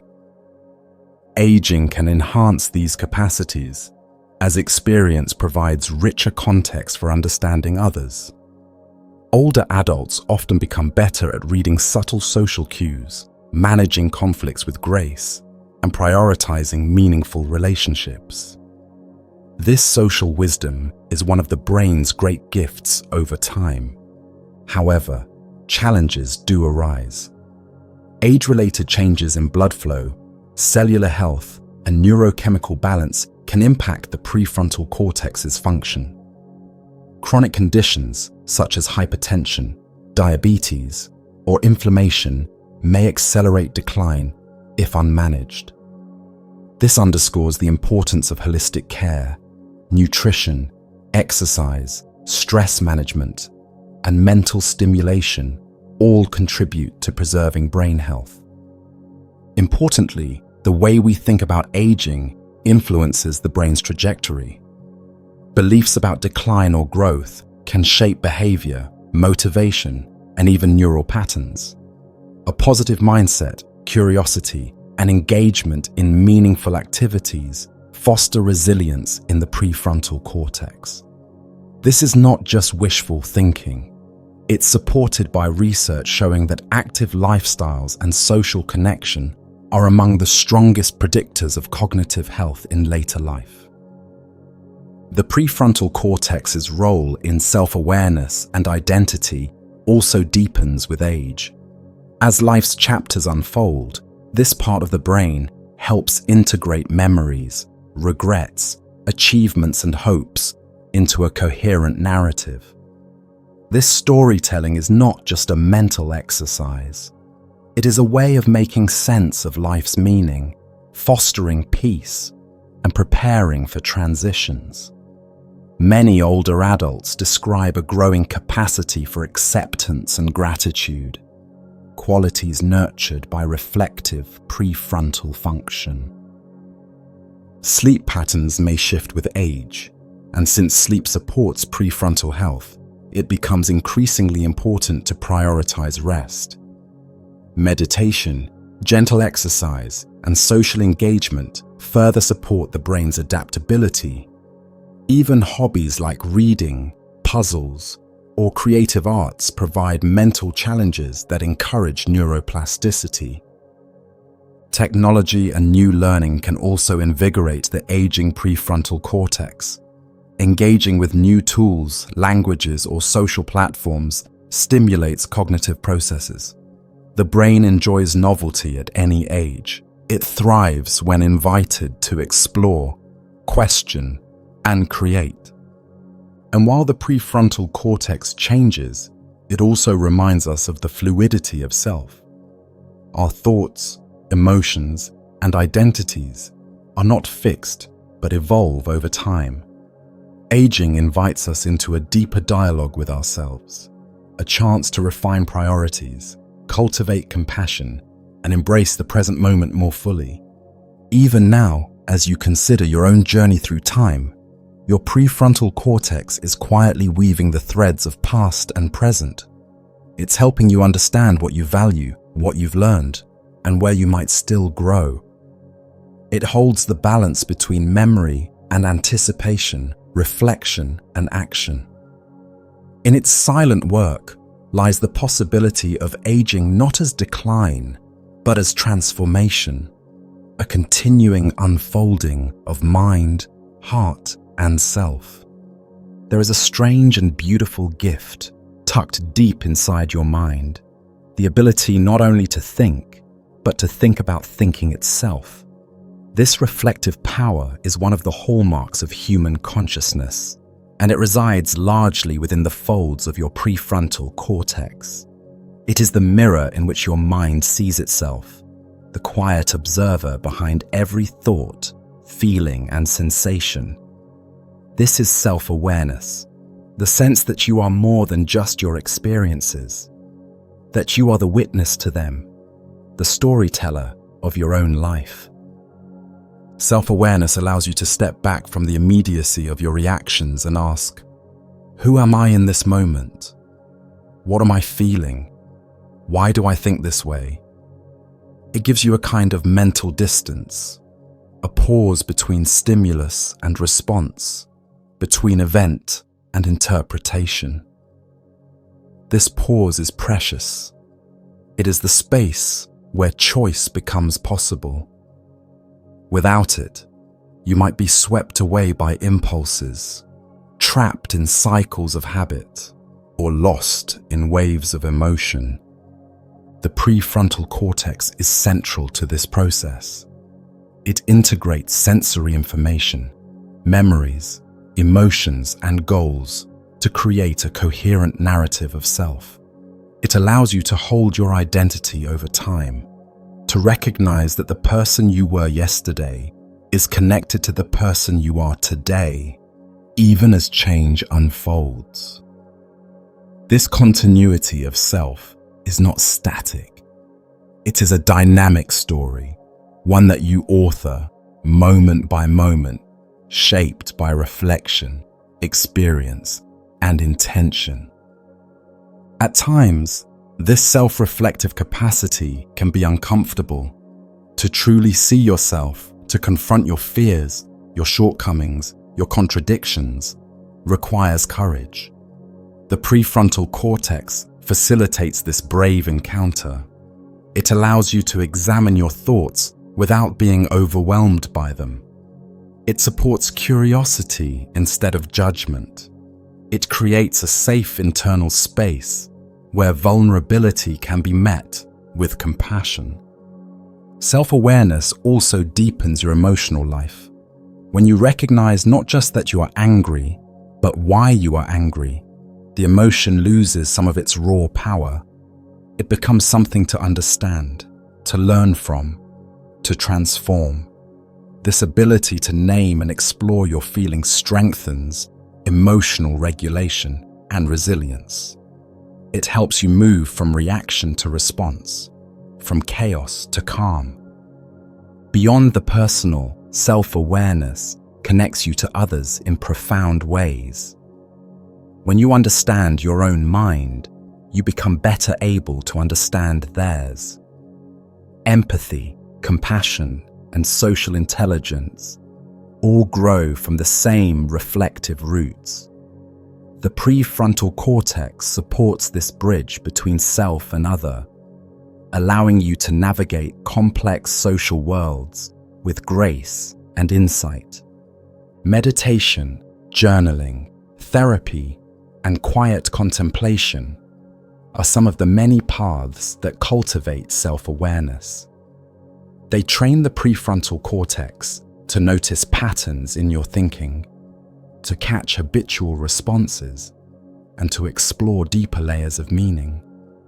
With practice, this awareness becomes less effortful and more natural, weaving itself into daily life. But self-awareness is not a destination. It is an ongoing journey. Each day brings new experiences, challenges, and questions. The prefrontal cortex helps you meet these with openness. It reminds you that identity is not a fixed label, but a living process. You are continually becoming. Each thought, each choice, each moment of reflection adds a new brushstroke to the canvas of self. Even now, as you engage with these words, your prefrontal cortex is softly active. It is holding attention, integrating meaning, and weaving a narrative that is uniquely yours. It invites you to step into the role of observer, to watch your mind as it moves, to welcome its complexity, to honor its mystery.